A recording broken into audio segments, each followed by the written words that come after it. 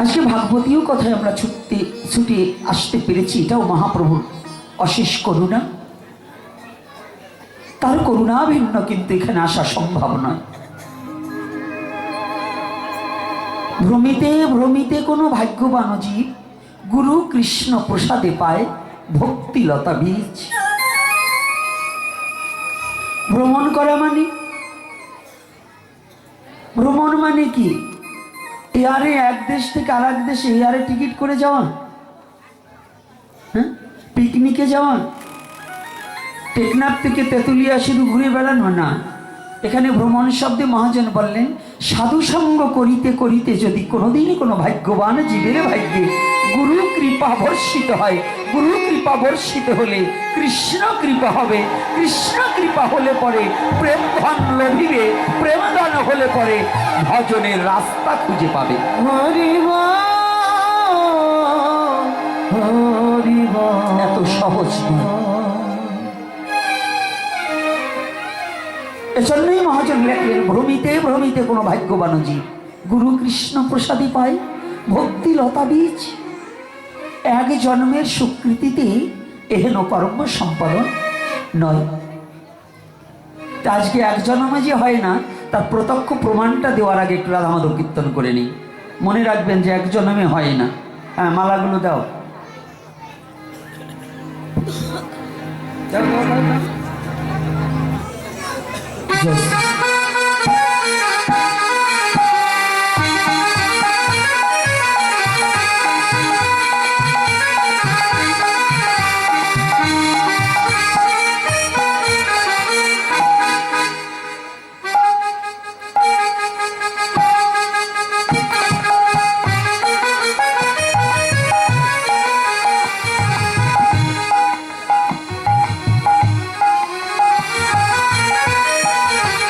যারা যেখানে দাঁড়িয়ে কিংবা বসে আছে, সনাতনী হলে আজ চাদরের নিচ থেকে হাতগুলো বাইর করতে হবে, করতালি দিতে হবে। হরিনাম করলে সমস্ত জ্বালা চলে যাবে, শীতও চলে যাবে। যাবে না বাবা? হ্যাঁ, দাঁড়িয়ে আছো কি তোমরা সনাতনী না? তাহলে এইবার ওই পকেট থেকে হাতগুলো বের করো, না হলে কিন্তু আজকে একেবারে এমন অভিশাপ দিয়ে যাবো। হ্যাঁ, কড়া অভিশাপ দেবো। কি অভিশাপ দেবো নাকি? হ্যাঁ, অভিশাপের ভয় যদি থাকে তাহলে কিন্তু একটু হরিনাম করতে হবে। এই অভিশাপ কি অভিশাপ দেবো এখন বলবো না, একটু পরে বলবো। দেখবো কারা কারা হরিনামে করতালি দেয় না, তারপরে অভিশাপটা যোজন করবো। হ্যাঁ, কায়দা আছে না বাবা? হ্যাঁ, হরিনাম করবি না, ফলে বলে কলে কৌশলে হরিনাম করতেই হবে।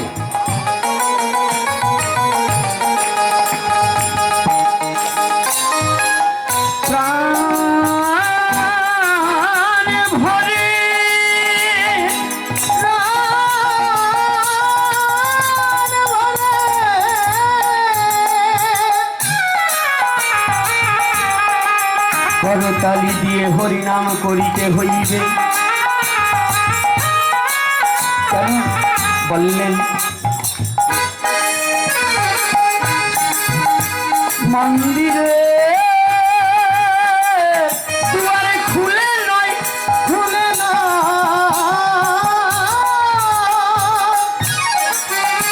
মনের দুয়ারে খুলে হরিনামে করিতে হয়, করিতে।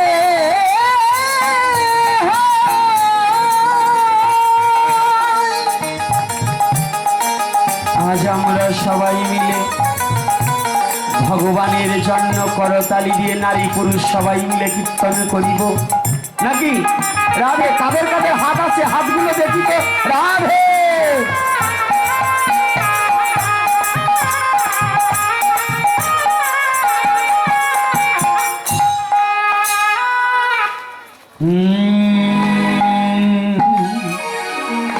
জয় রাধা মাধব, জয় কুঞ্জ বিহারী। সামনে ভিড় না করে সামনে এসে দাঁড়াও, সামনে জায়গা আছে, পিছনে ভিড় করছো কেন?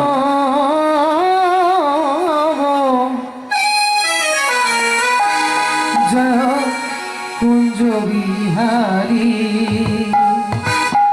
জয় গোপী জনবল্লভ, জয় গিরিবর ধারী, জয় গোপী জনবল্লভ,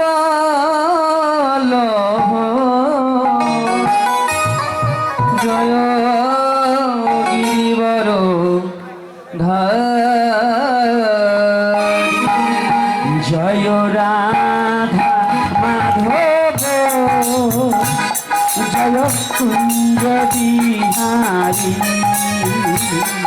জয় রাধা মাধব, জয় কুঞ্জ বিহারী, জয় রাধা মাধব, জয় কুঞ্জ বিহারী, জয় রাধা মাধব, জয় কুঞ্জ বিহারী, জয় বিজন বল্লভ, জয় গিরিবর ধারী, জয় গোপী জনবল্লভ, জয় গিরিবর ধারী, জয় রাধা মাধব, জয় কুঞ্জ বিহারী, সবাই জয় জয় রাধা মাধব,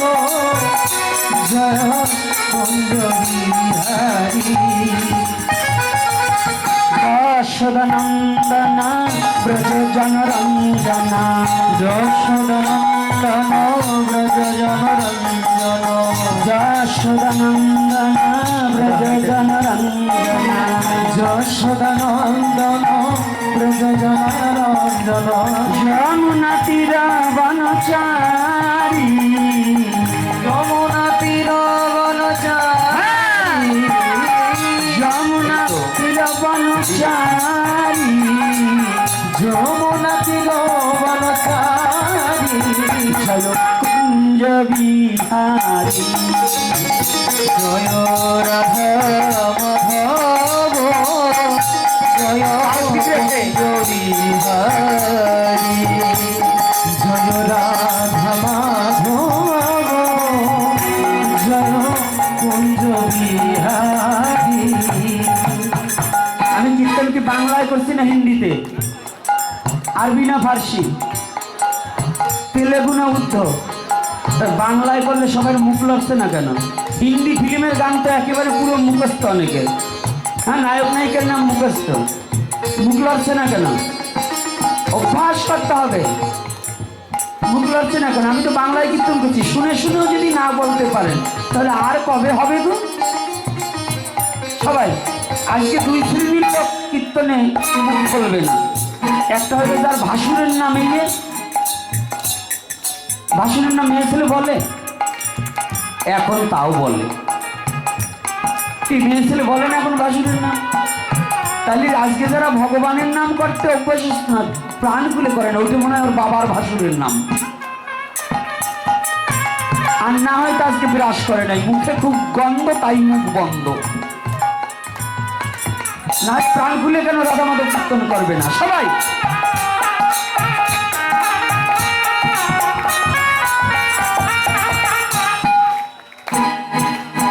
যশোদানন্দন ব্রজ জনরঞ্জন, যশোদানন্দন ব্রজ জনরঞ্জন, যমুনা তীর বনচারী, যমুনা তীর বনচারী, যমুনা তীর বনচারী, যমুনা তীর বনচারী, কুঞ্জ বিহারী, জয় রাধা মাধব, জয় কুঞ্জ বিহারী, জয় রাধা মাধব, জয় কুঞ্জ বিহারী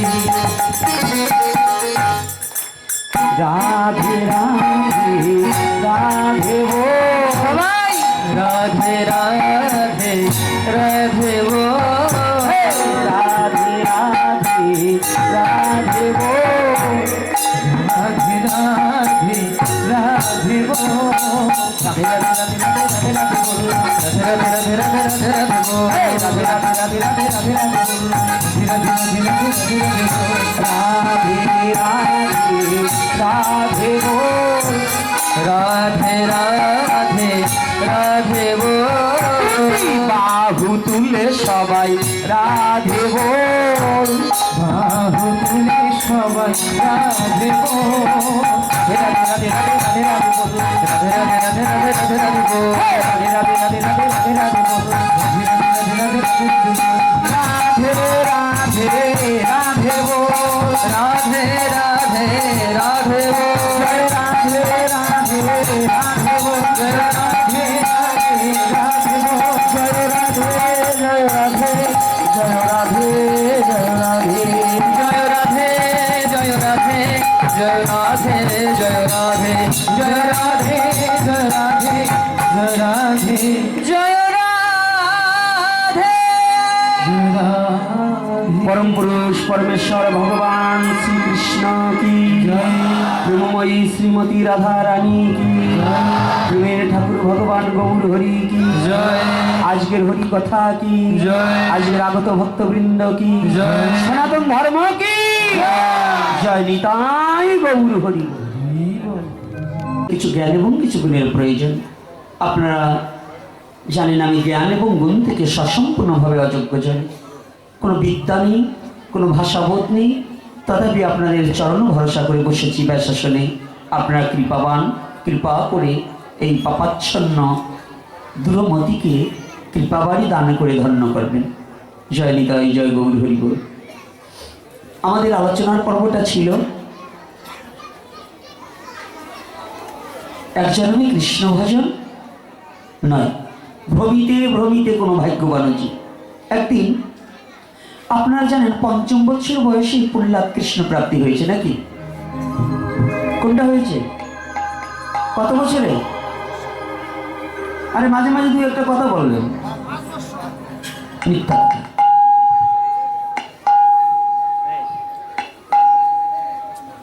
বাবা মৃদঙ্গটা একটু নষ্ট হয়ে গেছে, সাউন্ডটা অনেকক্ষণ থাকে। মিথ্যা কবি তো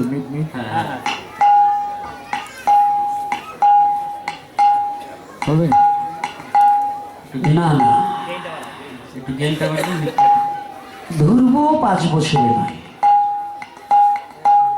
আপনারা ভাবছেন আমরা বুঝি এই জন্মে কৃষ্ণ ভক্ত হয়েছি, মিথ্যা কথা। বহুত জন্মের পঞ্জিত ফল মেন জন্মল ভয়ে। বহু বহু জন্মের স্বীকৃতি না থাকলে কৃষ্ণ ভক্ত হওয়া যায় না। তার প্রমাণ ছোট্ট করে একটু লীলারস আস্বাদন করি, তারপরে প্রশ্ন আসছে এক ভরি, এর উত্তর কি করি দেখা যাক। প্রহ্লাদের একদিন হৃদয়ে অহংকার হলেন। 3টি বস্তু মানুষকে ধ্বংস করে। আমি চরণে হাত রেখে বলছি, মায়েরা কথা বলবেন না, যদি কথা বলেন তাহলে কিন্তু আপনারা আমাকে চেনেন না, আমি গুড়ায় জল ঢেলে দেব। গুড়া পর্যন্ত আপনি আমার মা, আপনাকে কিচ্ছু বলবো না, কিন্তু যেটা আপনার পেটে রাখছে আর যেটা জন্মাইছে ওইটিরে কিন্তু শেষ করে দিয়ে যাবো।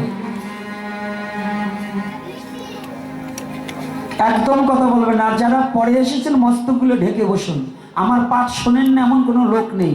তারপরে নির্লজ্জকের মতো মাথায় কাপড় ছাড়া ঢোকেন কেমনে? লজ্জা করা উচিত নয়?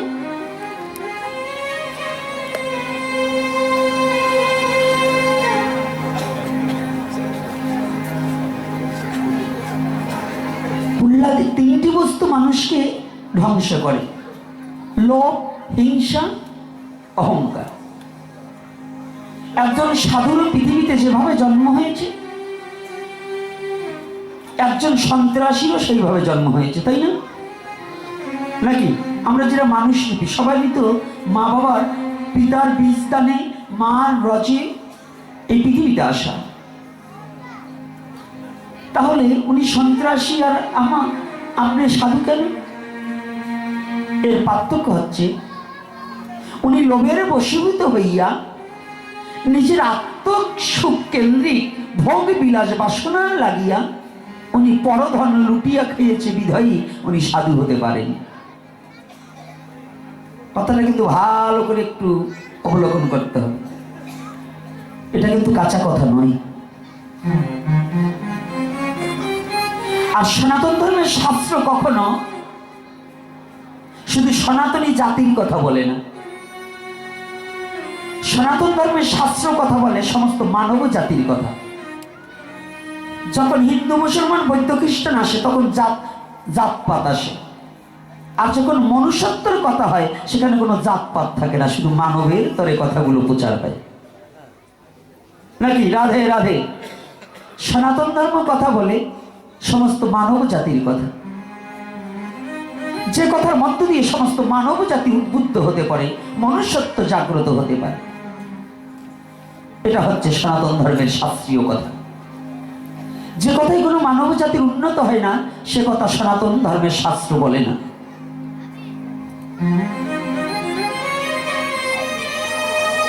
আরে ঠেলাঠেলি করছেন কেন? দেওয়া হওয়ার পরে আপনি আবার কিছু সময় রেখে আর একজনকে দেন। এখন এই 5 ভরি স্বর্ণ এনে দিলে কেউ সাধবেন না, কি সাধবেন? এখন ফুলের মালা এখন এই ওরে দাও আমারে দাও না, 5 ভরি এখন এই চেয়ারম্যান বাবু এসে দেন, দেখবেন কেউ দেবো না।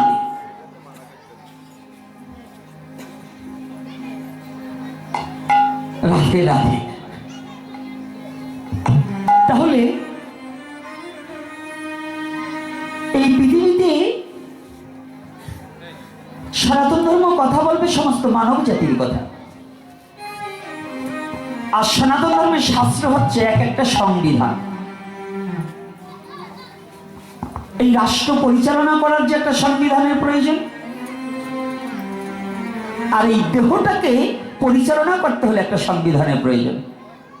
বাংলাদেশে রাষ্ট্রীয় সংবিধান আছে কিন্তু দেহ পরিচালনা সংবিধান ওই সংসদ ভবনে পাওয়া যায় না। আর সংসদ ভবন তো এখন শেষই, সেখানে তো আর কিছু নাই। বলো না গো রাধে রাধে। আবার পুনর্গঠন হবে তবে যদি সংসদের আইন নিয়ম কারণ আমরা পেতে পারি। তাই এখন যে কথাটা, এই এক একটা দেহই হচ্ছে এক একটা রাষ্ট্র। এটা অন্য ধর্মে মানবে কিনা সেটা আমার দেখার দরকার না, সনাতনী জাতি হয়ে আপনি মানছেন কিনা এটাই আমার দেখার দরকার। এক একটা দেহই এক একটা ব্রহ্মাণ্ড নাকি? এক একটা দেহই তো এক একটা ব্রহ্মাণ্ড। এই অনন্ত কোটি ব্রহ্মাণ্ডের মহানায়ক ভগবান শ্রীকৃষ্ণ কে কে এক একটা এই দেহটা পরিচালনাকারী কে? এই যুবক ছেলেরা ভালো করে বোঝো, অহিন্দুরা প্রশ্ন করলে তাকে চিত হয়ে পড়ো, তখন বাবা হিন্দু ধর্মে কিছু নাই, ওইটাই বুঝি বড়। তোমার দুর্বল জায়গায় আঘাত করে করে তোমরা তো কোনো কথার উত্তর দিতে পারবে না, তখন বলবে যে হিন্দু ধর্মে কিছু নেই, আমাদের ধর্ম খুব ভালো। তুমি মনে করলা কায়দা তো হয়েছে ঠিকই, ওই ধর্মে কিছু নাই। জীবনে এই সনাতন ধর্মের তত্ত্বগুলো জেনে দেখছো, একদিন গীতা পাঠ করে দেখছো, একদিন ভাগবত পাঠ করে দেখছো, কিচ্ছু না করে শুধু গোপনে গোপনে বাগানে যে বিড়ি টানো আর মোবাইল চেপো। এই মোবাইল চাইপে আর বিড়ি টানিয়ে তো জীবনটাকে শেষ করলা। সনাতন ধর্ম বলছো কোনোদিন জীবনে সনাতন ধর্ম কি? তারপরে কি করো, একজন এসে তোমাকে পুশিং দিল যে আমার মেয়ে তোরে দেবো, ওই মেয়েটারে নিয়ে যে ধর্মান্তরিত হইলে তোর এহ কালো গেল পর কালো গেল। সনাতন ধর্মে জন্মগ্রহণ করে অমৃতকে পরিত্যাগ করে, যে সনাতন ধর্মকে পরিত্যাগ করে সে অমৃতকে পরিত্যাগ করে কাঠকে চুষে ইক্ষু ভাবিয়া, যে ইক্ষু ভাবিয়া কাঠের চুষিলি না লাগিল তাই মিট। কি কষ্ট হচ্ছে নাকি সাধু বাবার? কথা সত্য না মিথ্যা? হ্যাঁ, তাহলে আগে সনাতন ধর্মের তত্ত্বটাকে বুঝতে হবে। সনাতন ধর্ম কি আপনাকে বলতে চাচ্ছে? না জানার অনেক বিপদ, জানলে কোনো বিপদ নেই। সনাতন ধর্ম কথা বলছে মনুষ্যত্ব জাগ্রত। পৃথিবীতে আর কোথাও পাবে কিনা তা আমার জানা নেই, তবে আমার ক্ষুদ্র জ্ঞান থেকে আমি জানি সনাতন ধর্ম তোমাকে যা দিতে পারে পৃথিবীর আর কেউ তোমাকে তা দিতে পারবে না, তোমাকে দিতে পারবে না। তোমার জন্য তোমার ধর্মটাই শ্রেয়। এজন্য ভালো করে আমার কথাগুলোকে, আমার কথা বলছি না, এটা মহাপ্রভু যা বলাচ্ছে তাই বলছি। আমার কি যোগ্যতা আছে বলার? তো ভালো করে জেনে রাখবে। তোমাদের ব্রেন ওয়াশ করার জন্য তো আজকাল কতজন উঠে পড়ে লাগছে। চাকরি করতে যাবে, ওই দোকানে বসে ব্রেন ওয়াশ করবে, হোটেলে যাবে সেখানে ব্রেন ওয়াশ করবে। এই ব্রেন ওয়াশ থেকে মুক্তি পেতে হলে পরে আগে সনাতন ধর্ম সম্বন্ধে জানা বোঝার প্রয়োজন আছে কি না? রাধে রাধে। আগে জানবো পরে মানবো। তা সনাতন ধর্ম তোমাকে কি দিচ্ছে? তোমার যুবক সমাজ আগে বুঝে নিতে হবে, যুবতী সমাজ মায়েদেরও ভালো করে বুঝে নিতে হবে। আমার কথাই বুড়োগুলোর জন্য নয়, আমার কথা হবে ভাগবতীয় কথাই যুবকের জন্য। এইগুলো কারো ঘর ভাঙবে না, কিন্তু তোমরা তো লোকের ঘর ভাঙবা। এইগুলোরা ধর্মান্তরিত হওয়ার ভয় নেই। ভাগবতীয় কথা যাদের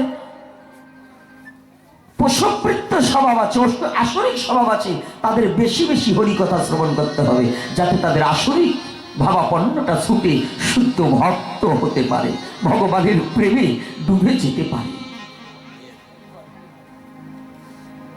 আজকে ভালো শুনুন, সনাতন ধর্মে জন্মান্তরবাদ আছে। অন্য কোনো ধর্মে জন্মান্তরবাদ আছে কিনা আমি অত ওটা নিয়ে রিসার্চ করি না। আমার সনাতনকে নিয়ে আমার কথা, সনাতনের বাইরে আমি কথা বলতে রাজি নই। আমি এমন একটা ধর্মে জন্মগ্রহণ করেছি, এ ধর্মে যাহা চাবে তাহা পাবে।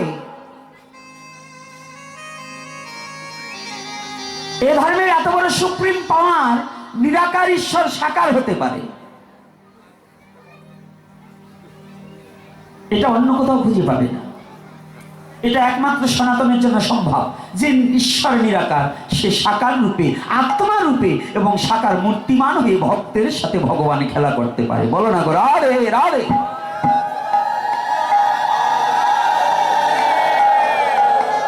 এই রসুলপুরে ভক্তদের রাধে বলার অভ্যেস খুব কম, মুখে অবার চায় না। অখাদ্য কুখাদ্য খাইতে খাইতে মুখ দিয়ে বকাবকি করতে করতে এখন আর ভগবানের নাম উচ্চারণ হবার চায় না। এগুলো পরিত্যাগ করতে হবে। বদনে আমি বলছি রাধে রাধে, আপনাদের কণ্ঠে উচ্চস্বরে রাধে রাধে নাম বলতে হবে। কি ভয় আছে? এখানে কি কেউ আপনাকে বকাবাজি করবে রাধে বললে? তো কেন মুখ ফুটছে না কেন? কি বোবা হয়ে যান কেন? মাঝে মাঝে হরিনাম করতে হবে। সনাতনী এত ভীতু হলে কাজ হবে না, সিংহ রবে হুঙ্কার দিয়ে সনাতনী চলতে হবে। তাহলে জন্মান্তরবাদী প্রহ্লাদের মনে পুরো অহংকার এসে যাবে। আমি বোধহয় 5 বছরেই বুঝি কৃষ্ণ প্রাপ্তি হয়েছি, আমার মতো এরকম ভাগ্যবান কি আর কেউ আছে? ভগবান সব সইতে পারে, কিন্তু ভগবান কোনো ব্যক্তির অহংকার সহ্য করতে পারে। জানেন তো, প্রেমময়ী দয়াময়, প্রেমময় দয়াময় আমার ভগবান কৃষ্ণ, তার এক নাম দর্পহারি মধুসূদন, আর এক নাম কি? আমার ভগবান একজন জমিদারকে নিমিষের মাঝে ধুলার সাথে মিশিয়ে দিতে পারে জমিদার, আবার একজন ভিখারিকে জমিদার করতে পারে, পারে কিনা? একজন রূপবান ব্যক্তিকে তার রূপ কেড়ে নিতে 1 মিনিটও লাগে না। একজন ভিখারিকে কোটিপতি করতে তার সময় লাগে না। যে বিশ্ব জগতে দর্প গর্ব অহংকার করবে, তার অহংকারটাকে চূর্ণ করার জন্যই দর্পহারি মধুসূদন তার নাম।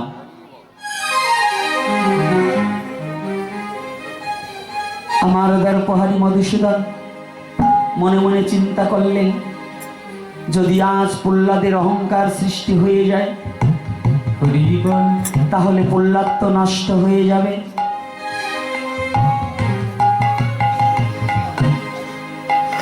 প্রহ্লাদ ভেবেছে আমি 5 বছরে কৃষ্ণ প্রাপ্তি হয়েছি,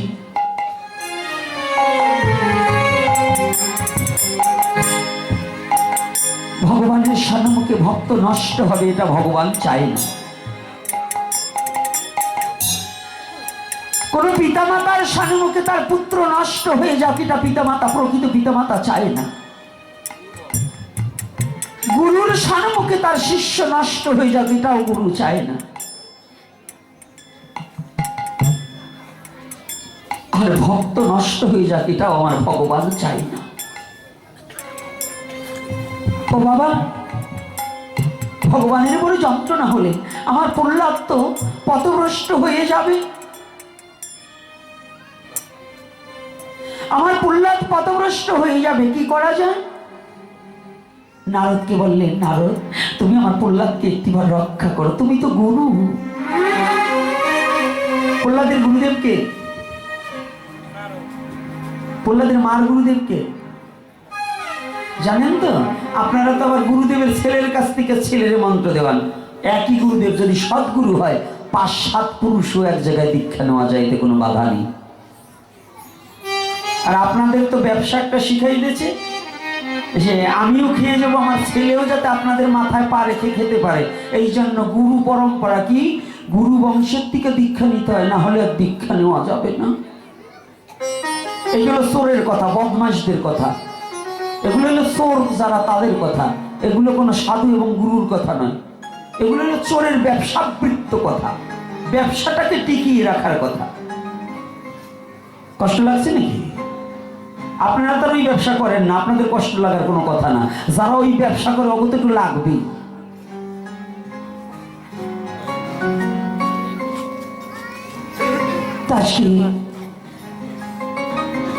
নারদকে বললেন, তোমার শিষ্যকে তুমি একটু রক্ষা করো, ওর অহংকারে পরিপূরক হয়ে গেছে, ও 5 বছরে নাকি কৃষ্ণ প্রাপ্তি হয়েছে।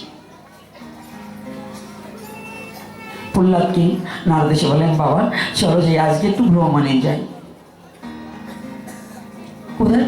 গুরুদেব কোথায়? তুমি আর আমি একাকিত্ব ভাবে, দুজন ছাড়া অন্য কাউকে নেওয়া যাবে না, চলো আমরা একটু ভ্রমণে যাই। প্রহ্লাদের বড় আনন্দ হলো। গুরুদেবের সাথে ঘুরতে কারই না ভালো লাগে? সবার ভালো লাগে না। অনেকে তালে পড়ে দীক্ষা নিয়েছে, গুরু নামও জপ করে না। আবার অনেক আছে গুরুদেব গ্রামে আসলে পরে পালিয়ে পালিয়ে চলে, যে এবার প্রণাম করলে যদি 10 টাকা দেওয়া লাগে। এইরকম ভক্ত কিন্তু আছে, আছে না? গুরুদেব গ্রামে আসতে শুনলেই পালায়। কিন্তু প্রহ্লাদের খুব আনন্দ হয়েছে, গুরুদেব আমাকে নিয়ে ঘুরতে যাবে।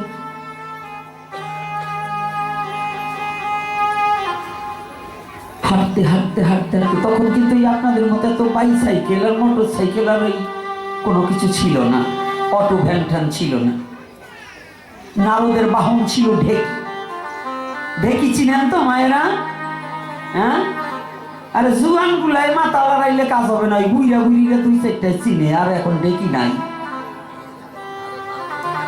ঢেকি এখন স্বর্গে চলে গেছে, বাড়া বানা বন্ধ হয়ে গেছে।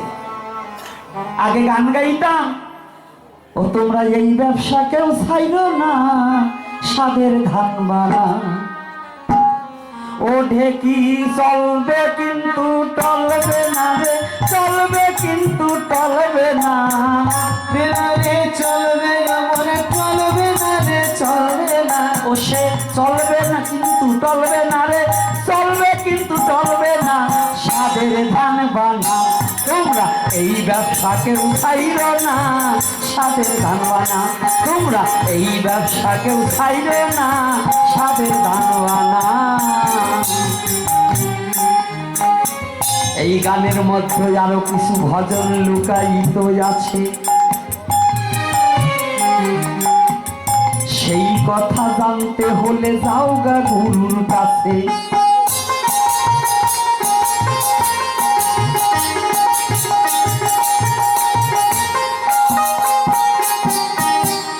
এই বাড়া 2 প্রকারের বাড়া বাধা হয়, দেহ রাজ্যের বাড়ার কথা এই গানেতে কয়।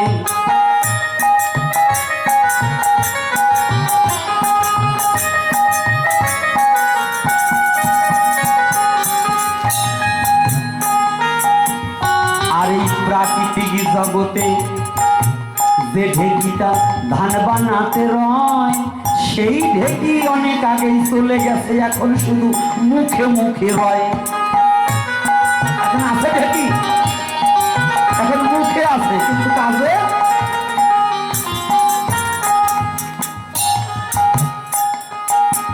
নারদ বেটা শিষ্য নিয়ে ঢেকিতে চলল,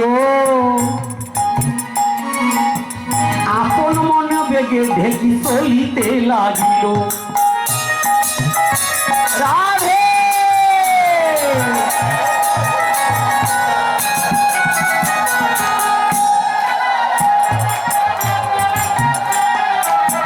ধীরে ধীরে চলে ঢেকি গুরু শিষ্য লইয়া,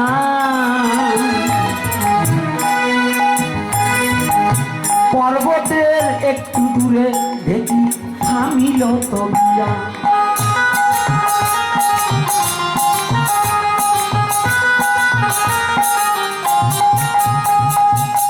ঢেকি যখন থেমে পড়ল পাহাড়ের গায়, গুরু শিষ্য অমনি ঢেকিকে নামিয়া দাঁড়ায়।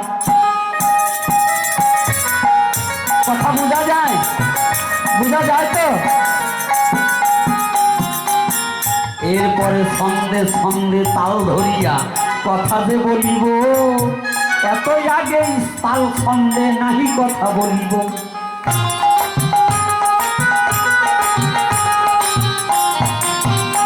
আজকে যা প্রশ্ন করছে প্রত্যেক প্রশ্নের উত্তর দেবো, আজকে খবর আছে। প্রশ্ন করছে অনেকগুলো।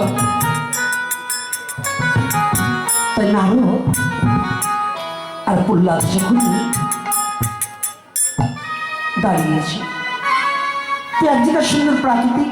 আজকে যদি শীত না পড়তো তো একটু গ্রামটা ঘুরে দেখতাম, কিন্তু কঠোর শীতের কারণে বেরোতে পারিনি, তবু এক পাক দিয়েছি কেমন গ্রামটা একটু দেখি। তো গুরু শিষ্য যখন বেরিয়েছে না, দেখি ঘুরতে ঘুরতে বিশাল বড় বড় পাহাড় দেখছে প্রহ্লাদ।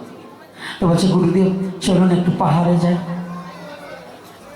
নারদ মনে মনে ভাবছে আমারও তো ইচ্ছা তাই, তোমারে নিয়ে একটু পাহাড়ে যাই। ভালো করে জানবেন ও মায়েরা, আপনাকে গ্রামে যাবান একটু পরে। আজকে নারদ যখন বলছে বাবা চলো, তো প্রহ্লাদও গিয়েছে, নারদও গিয়েছে। এখন হঠাৎ করে প্রহ্লাদের যে অহংকার যে আমি 5 বছরে কৃষ্ণ প্রাপ্তি হয়েছি, প্রহ্লাদ ভুলে গেলে কি হবে? কিন্তু গুরুদেব তো ভুলেনি, নারদ তো ভুলেনি, ভগবান তো ভুলেনি।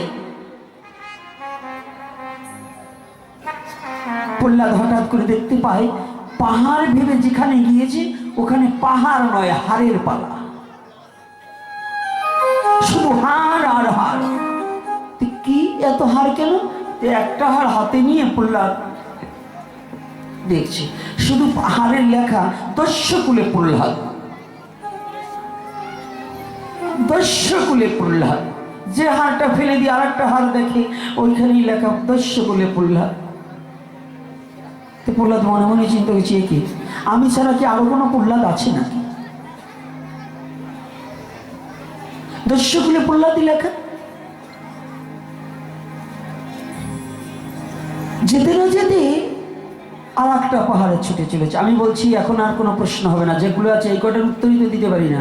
এত প্রশ্ন দিলে 5,000 করে টাকা দেবা। প্রশ্ন অতিরিক্ত করলে কিন্তু মন খেপে যায়, কোন সময় উত্তর দেব? প্রশ্ন ভালো, কিন্তু এত আগে দিতে হবে। সবগুলো প্রশ্নের উত্তর তো আমি দিতে পারবো না। আর প্রশ্ন উত্তরের পর্ব হলে আলাদা একদিন আনবেন 5 ঘন্টা। এই একজনের বায়না করার টাকায় আপনাকে সব প্রশ্নের উত্তর দেবো না, আপনারা বায়না করে আনবেন। কি পকেটের টাকা 4 টাকা খরচ করবেন না, দক্ষিণের কথা বললে দেবেন 10 টাকা, তাও সিরাটা তাও উঠে আটা দেন। আর প্রশ্ন করবেন গাদা গাদা, তা মানিয়ে নেওয়া যাবে না। কি ব্যাপার, আবার রাগ করছেন নাকি বলুন? এইটাই তো আমাদের গতি। তো এইবার আর একটা পাহাড়ে গেছে। পাহাড়ে যাওয়ার সাথে সাথে ওখানেও দেখে হারের পালা, শুধু একটা ধরে, হ্যাঁ, লেখা রয়েছে দস্যকুলে প্রহ্লাদ। প্রহ্লাদের এইবার মনে কোশ্চেন জেগেছে, মানে প্রশ্ন জেগেছে। গুরুদেব নারদকে প্রণাম করে বলছে, গুরুদেব আমার একটা কথা জানতে ইচ্ছা বাবা। প্রহ্লাদ, আমার কাছে জানবে না তো জানবে কার কাছে? আরে গুরু তো বিশ্ব জগতে শিষ্যর মনোবাঞ্ছা পুরাইতে, তুমি তো প্রশ্ন আমার কাছেই করতে। বলো। আজকাল আমাদের গুরুদের, ওই যে ব্যবসায়িক গুরু যারা, তাদের কাছে জিজ্ঞাসা করবেন, বাবা তুলসী গাছে কিভাবে জল দান করো? হ্যাঁ, তুই আমাকে প্রশ্ন করলি, ভস্য হয়ে যাবি, গুরুকেও মর্যাদা। তাও নিজেই জানে না। হ্যাঁ, মানে উনি ওই জানে না বিদায় আপনার এমন এক ধমক দেবে, আপনি শীত হয়ে পড়ে না, জীবনে কোনোদিন ওর কাছে জিজ্ঞাসা না করে।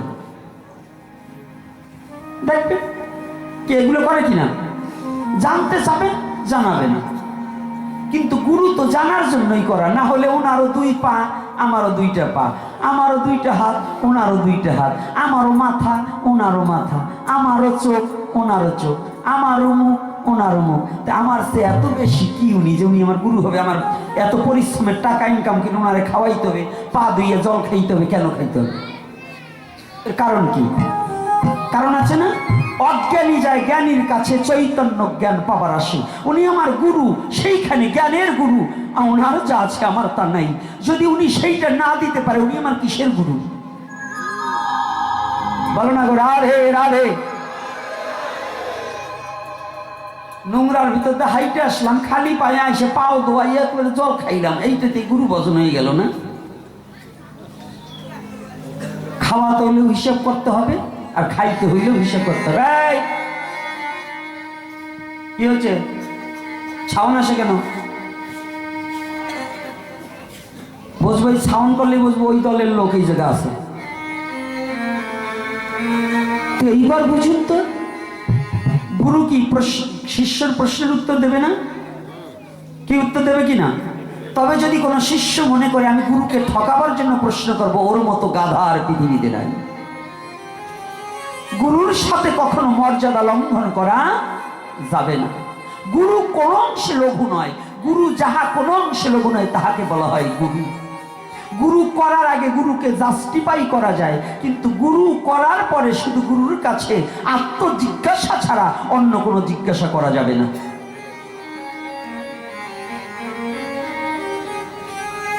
কথাগুলো ভালো করে বুঝবেন। আবার ইউটিউবাররা আবার ওই আগের টুক দিয়েন পরের টুক দেবেন না, একটু যেন করেন না, না কিন্তু এই দুই ইউটিউবারের খবর আছে। কারণ আপনার তো ঝগড়া বাঁধানের জন্য কাইটিয়ে সাইটে উনাগো সুবিধা মতো একটু ফোকাস করে, আর আমরা যা বলছি আগে পরে কিছু দেয় না। এই যে যারা আবার ওই যে করা দিছে, কি জানো বললে, বলস না কেন, টিকটক, এইগুলোর যদি পাই, কোনোদিন যদি হাতের মাথায় পাই, তো টিকটক ওর বাবারে শুদ্ধ হবার ফিরে টিকটক করাই দেবে। মহাপ্রভুর ভালো ভালো গানে ওরা অশ্লীল নৃত্য করা দিছে। ভালো ব্যক্তিদের, সাধুদের ভালো কথাগুলোকে কেটে সেটে ওদের মত মতো করে মুখ মিলিয়ে আবার কথা বলা দিছে। একটা কথা বুঝতে হলে, জানতে হলে কত রাত জাগতে হয় জানো? কেটে নিয়ে যে টিকটকার হয়ে টাকা ইনকাম করার ধান্দা করো, এগুলো ভালো নয়।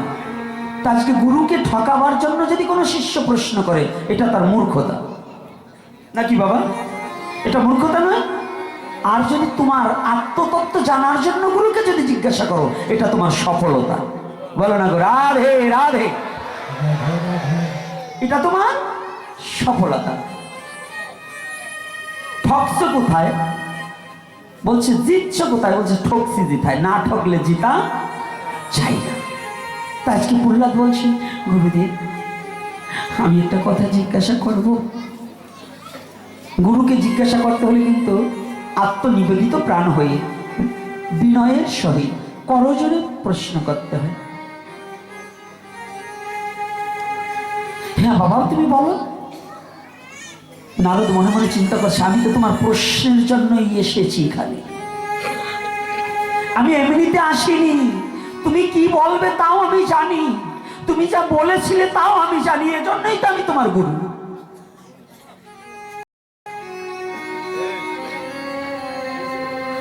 জানি সনাতন ধর্মের এমন একটা দিক নির্দেশনা, গুরু ছাড়া পৃথিবীতে কোনো ব্যক্তি কোনোদিন, ভগবান তো দূরের কথা, কোনো কর্মও শিখতে পারে না। কর্ম শিখতে গেলে একজন গুরুর প্রয়োজন আছে কিনা? আজকাল কিছু শিক্ষিত গাধা আছে, ওরা বলে যে দীক্ষা নিয়ে কি লাভ হবে, গুরু করে লাভ কি? ওরে গাধার দল, তুমি যখন গেলা কলেজে, ঢোকলো কিছু নলেজে, সেখানেও কি গুরু ছিল না?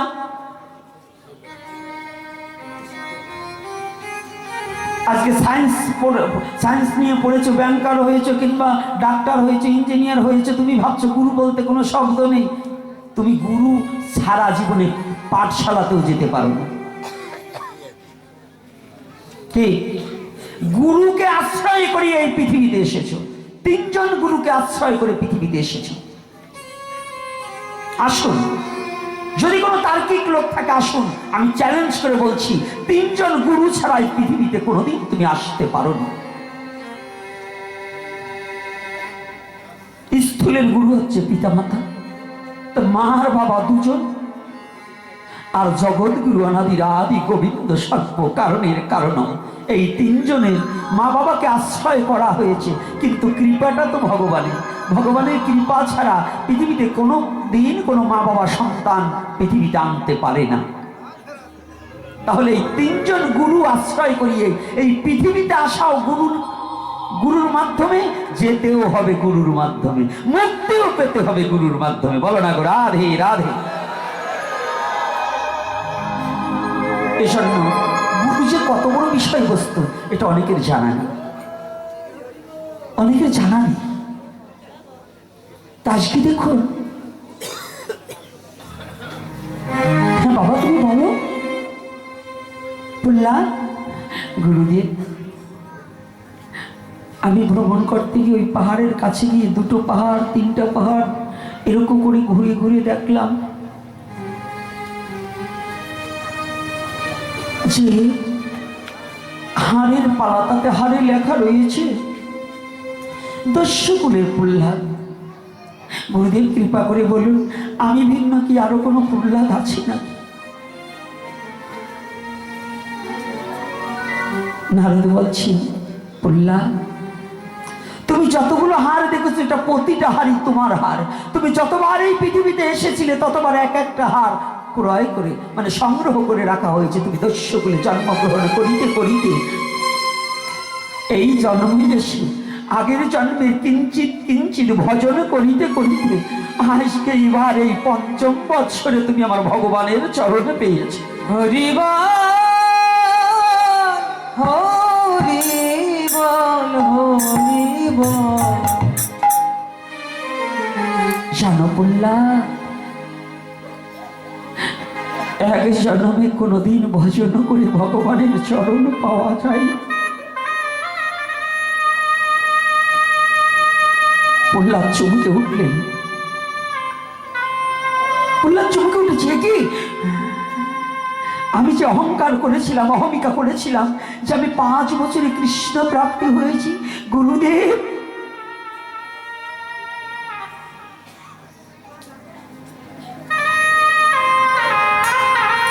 নারদ বললেন, প্রহ্লাদ এক জন্মে কৃষ্ণ ভজন করা সম্ভব নয়। কতবার জন্ম লভিয়া এই মনুষ্যকুলে এসেছ, 80 লক্ষবার জনি ভ্রমণ করে মনুষ্যকুলে প্রবেশ করেছে। আর জানো, পৃথিবীর যত সৃষ্টি আছে তার মধ্যে শ্রেষ্ঠ জন্ম হচ্ছে মনুষ্য জন্ম। আর প্রহ্লাদ, এই মনুষ্য জন্ম শ্রেষ্ঠ হয় কিসে জানো? শুধু মনুষ্যকুলে জন্মগ্রহণ করলে এই মনুষ্য জন্ম শ্রেষ্ঠ নয়। এই মনুষ্য জন্ম শ্রেষ্ঠ হয় সেদিন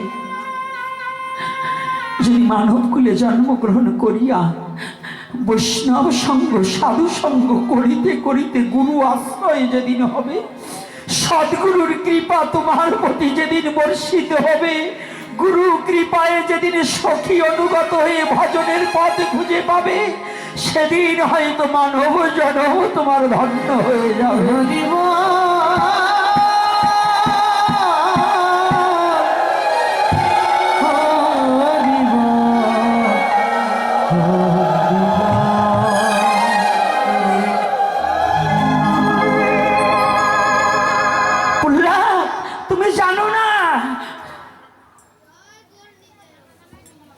তুমি জগতে জানো না,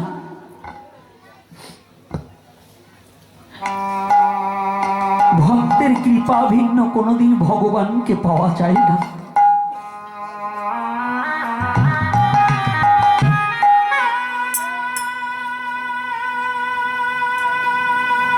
অপূর্ণা, যেদিন তোমার ভাগ্যে ভক্তের কৃপা ঘটেছে সেই হতে আমার কৃপা তুমি পেয়েছো, আর আমার কৃপায় আজকে তুমি আমার ভগবানকে লাভ করেছো। জানেন, একটা প্রশ্ন এসেছে, গঙ্গায় স্নান করে সমস্ত পাপ ধৌত করা হয়, সমস্ত পাপই মুক্ত হয়, তো গঙ্গা পাপ মুক্ত হয় কিসে? ও বাবা, চমৎকার প্রশ্ন করা হয়েছে, চমৎকার প্রশ্ন, কিন্তু জীবনে এই কথাটা আমরা একটিবার ভাবতে পারি না।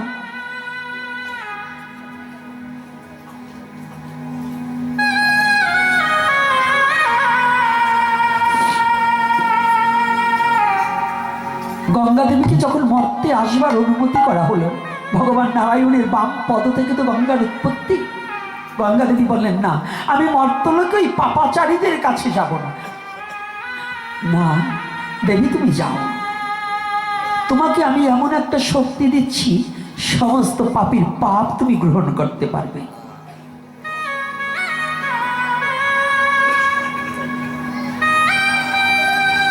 প্রভু, সমস্ত পাপী যখন আমার গহ্বরে পাপ ধৌত করবে, গঙ্গা স্নান করে করে পাপ ধৌত করবে, তাহলে আমার পাপের বোঝা তো বেড়ে যাবে।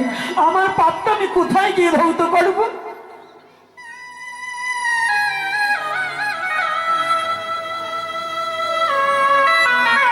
গঙ্গা, তুমি যাও, তুমি কোনো ভয় পেও না। সমস্ত পাপী ব্যক্তি যখন তোমার গহ্বরে স্নান করে পাপ মুক্ত হবে, তুমি পাপ কিসে দেবে জানো? যদি কোনোদিন আমার শুদ্ধ ভক্ত গিয়ে তার চরণ দুখানা তোমার গহ্বরে ডুবিয়ে দেয়, যদি কোনো শুদ্ধ ভক্ত তোমার গহ্বরে স্নান করে, সেদিন ওই ভক্তের চরণ পরশে তোমার সমস্ত পাপ মুক্ত হয়ে যাবে।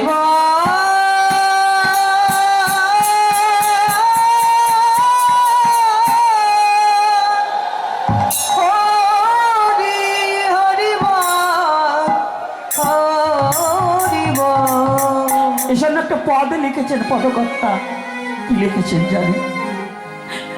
ওরে গয়া গঙ্গা কাশী যত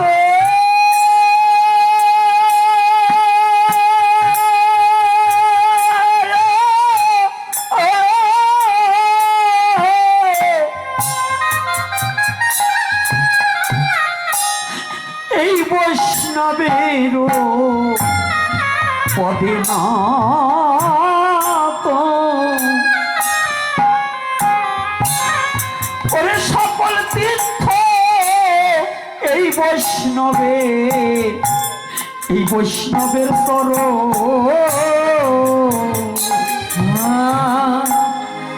গয়া গঙ্গা কাশী যত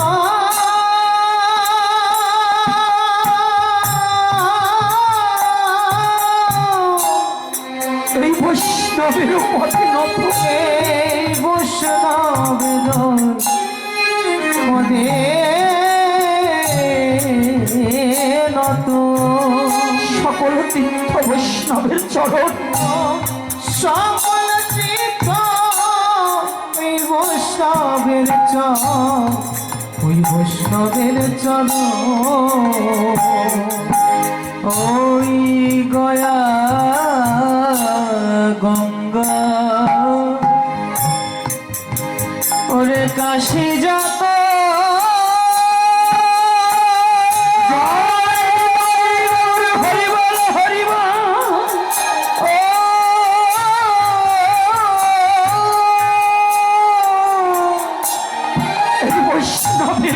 এই বৈষ্ণবের পদে নত,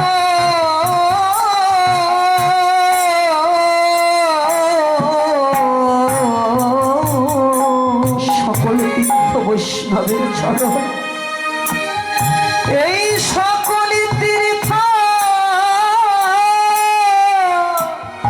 এই বৈষ্ণবের বৈষ্ণবের চরণ। ওই চরণ একদিন আমি করি নাই স্মরণ, ওরে আমার বৃথায় জন মানব জন হলো কারো। ওই চরণ একদিন আমি করি নাই স্মরণ, করি না ঈশ্বর। ওরে আমার বৃথায় জন এই বৃথায় জন মানব জন মানব জন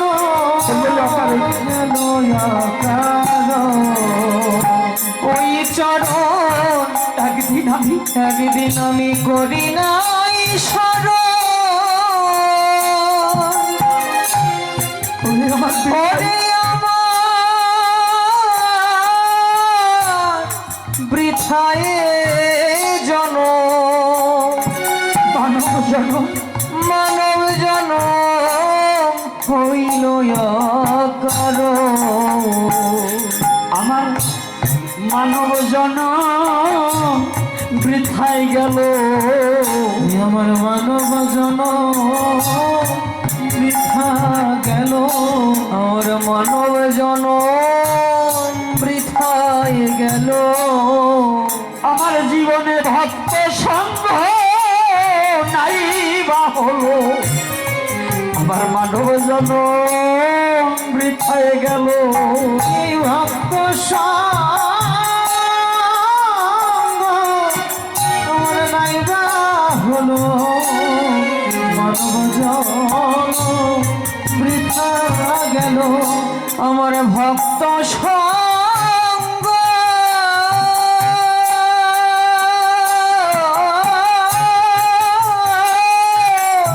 নাই বা হলো, এই ভক্ত সঙ্গ আমার নাইবা হলো। আমার মানব জন বৃথা গেল। এ জীবনে এই কৃষ্ণ বলে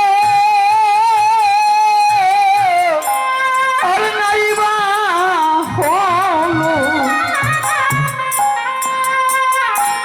আমার এই মানব জন বৃথায় গেল। জীবনে কৃষ্ণ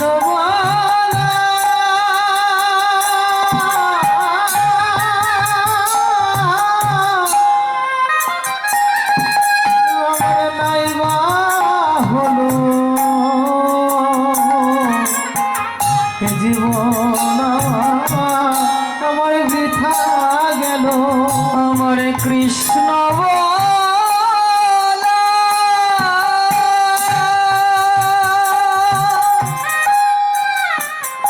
আমার কৃষ্ণ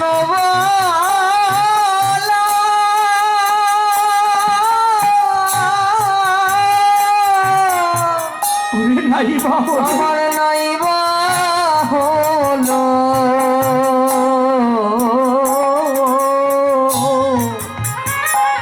আমার মানব জন আমার এই মানব জন বৃথা গেল।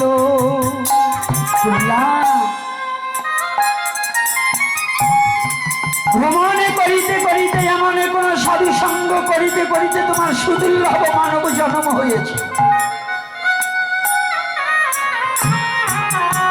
কোটিবদ্ধ জীবের মধ্যে একজন সূক্ষ্ম জীব, কোটি সূক্ষ্ম জীবের মধ্যে এই বদ্ধ জীবের মধ্যে একজন সূক্ষ্ম, কোটি সূক্ষ্ম জীবের মধ্যে একজন মুক্ত জীব, তটস্থ জীব। কোটি তটস্থ জীবের মধ্যে একজন মুক্ত জীব, কোটি মুক্তজীবের মধ্যে একজন কৃষ্ণ ভক্ত, কোটি কৃষ্ণ ভক্তের মধ্যে একজন সুদুর্লভ কৃষ্ণ ভক্ত।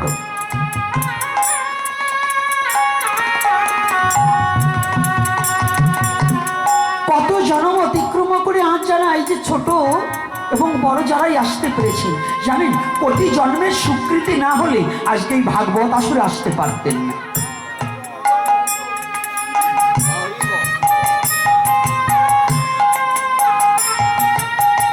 কত ব্যক্তি আছে দেখুন যে টিভিতে, এই গ্রামেও আছে, টিভি চালিয়ে দিয়ে শুয়ে আছে, মোবাইল চাপছে, কিন্তু ভাগবতে আসেনি। ও দুর্ভাগা, ওর ভাগ্যে ঘটলো না এই সাধু সঙ্গ।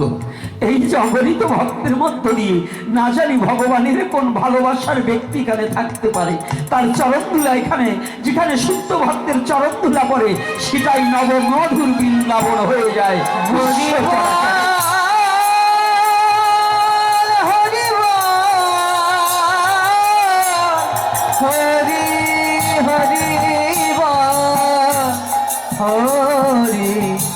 হরি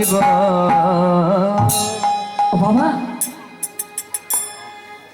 প্রহ্লাদ বহুবার প্রহ্লাদ বললেন, গুরুদেব এবার আমি বুঝতে পেরেছি আমার যে অহংকারটা জন্মেছিল, এই অহংকারের কারণে আপনি আমাকে এখানে নিয়েছেন। আপনি আমাকে কৃপা করুন যেন কোনোদিন আমার আর এই হৃদয়ে অহংকার সৃষ্টি না হয়। আমি বড় ভক্ত, আমি বড় সাধু, আমি বড় পাঠক, আমি বড় গুরুদেব, এটা যেন হৃদয়ে জাগ্রত না হোক। আমি কেহ নয়, যাহা কিছু হচ্ছে কৃষ্ণ ইচ্ছায় হচ্ছে, এটা জানিবে নিশ্চয়।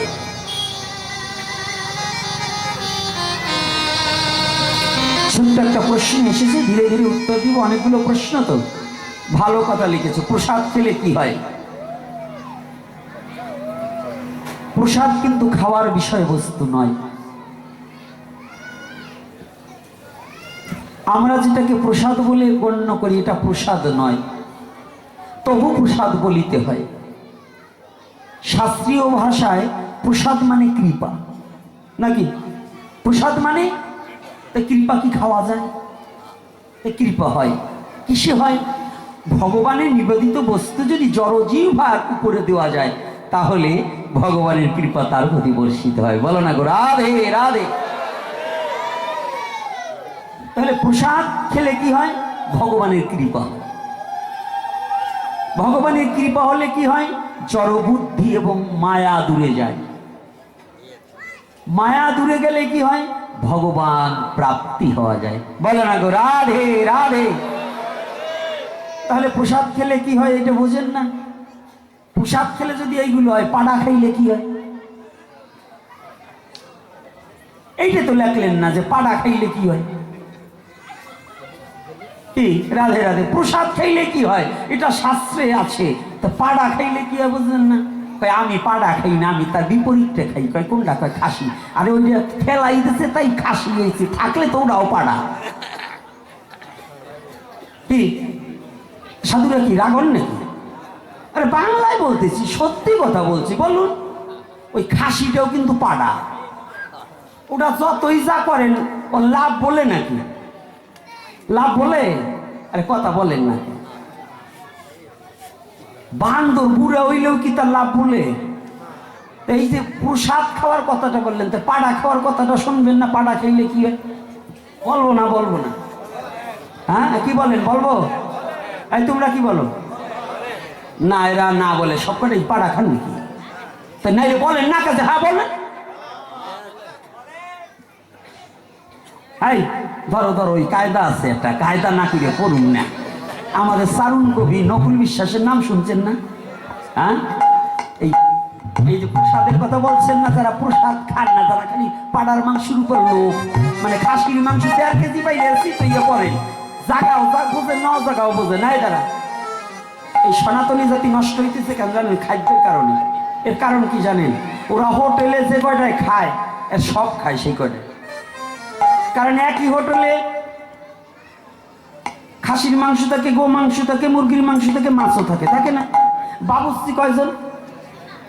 কড়াই কয়টা? প্লেট কয়টা, চামচ কয়টা, একটা নলে চামচ 4-5টা থাকে। তো একটার ঝোল যখন কমিয়ে যায় অন্যটার ঝোল ওইটির ভিতর কিছু মাইয়ে দেয়। আর হোটেলের যদি 30 বছর বয়স হয় তার 35 বছরের ডাই মনে হয় ওইটার ভিতরে আছে, আছে না বাবা? তো এই হোটেলে যেগুলো খান না দেখে সনাতনী জাতি দীক্ষার পরে যেগুলো খাইছেন প্রত্যেকটা প্রায়শ্চিত্ত করা উচিত। কারণ হোটেলে তো একই খাবার, গোপনে যে বেশ্যার ভাত খায় তাতে ধর্মের কি আসে যায়? এই জন্য নকুল বিশ্বাস গাইলেন, কি গাইলেন জানেন? ঘুমের বড়ি খাইলে পরে নিশা নিশা ভাব থাকে,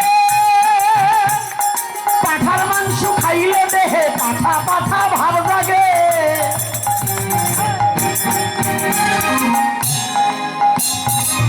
ঘুমের বড়ি খাইলে পরে নিশা নিশা ভাব থাকে,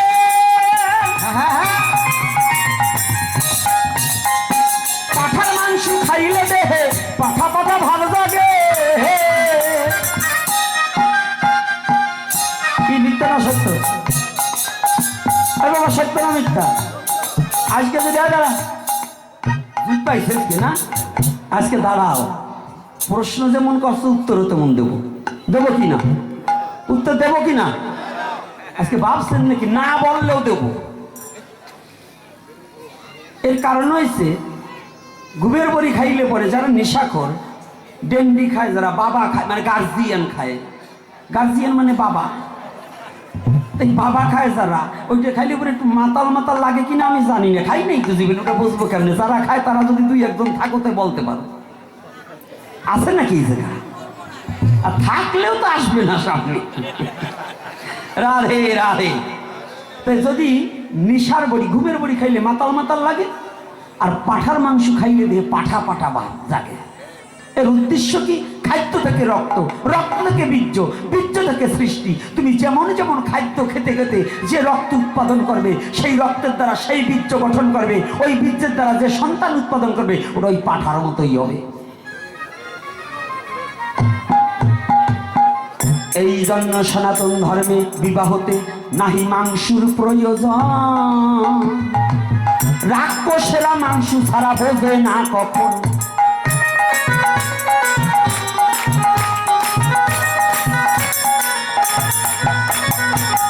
এই জন্য প্রসাদ যদি কারো ভাগ্যে হয়, কোটি জনম পাপ থাকিলে মুক্ত হয়ে যায়।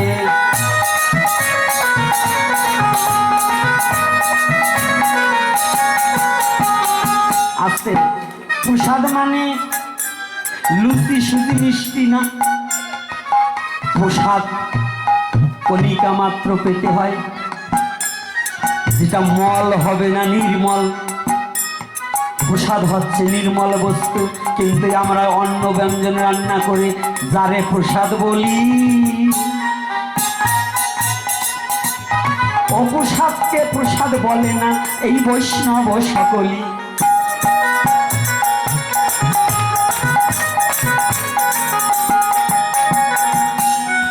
মাঝে মাঝে আনন্দ দিতে হয় না? কি বাবা আনন্দ দেবো কিনা? সবাই তো আর ভগবানের কথা সুন্দর আসে নাই, কেউ হয়েছে গোপীনাথের চেহারা কেমন দেখি। আমি তো আর আগের মতো নাই। আগে টাউটো একটু ভুলানো ছিল, পেট একটু বড় ছিল, এখন এই শুকিয়ে আম চুষা হয়ে গেছে। এখন আর সেই আগের বাহাদুরি নাই।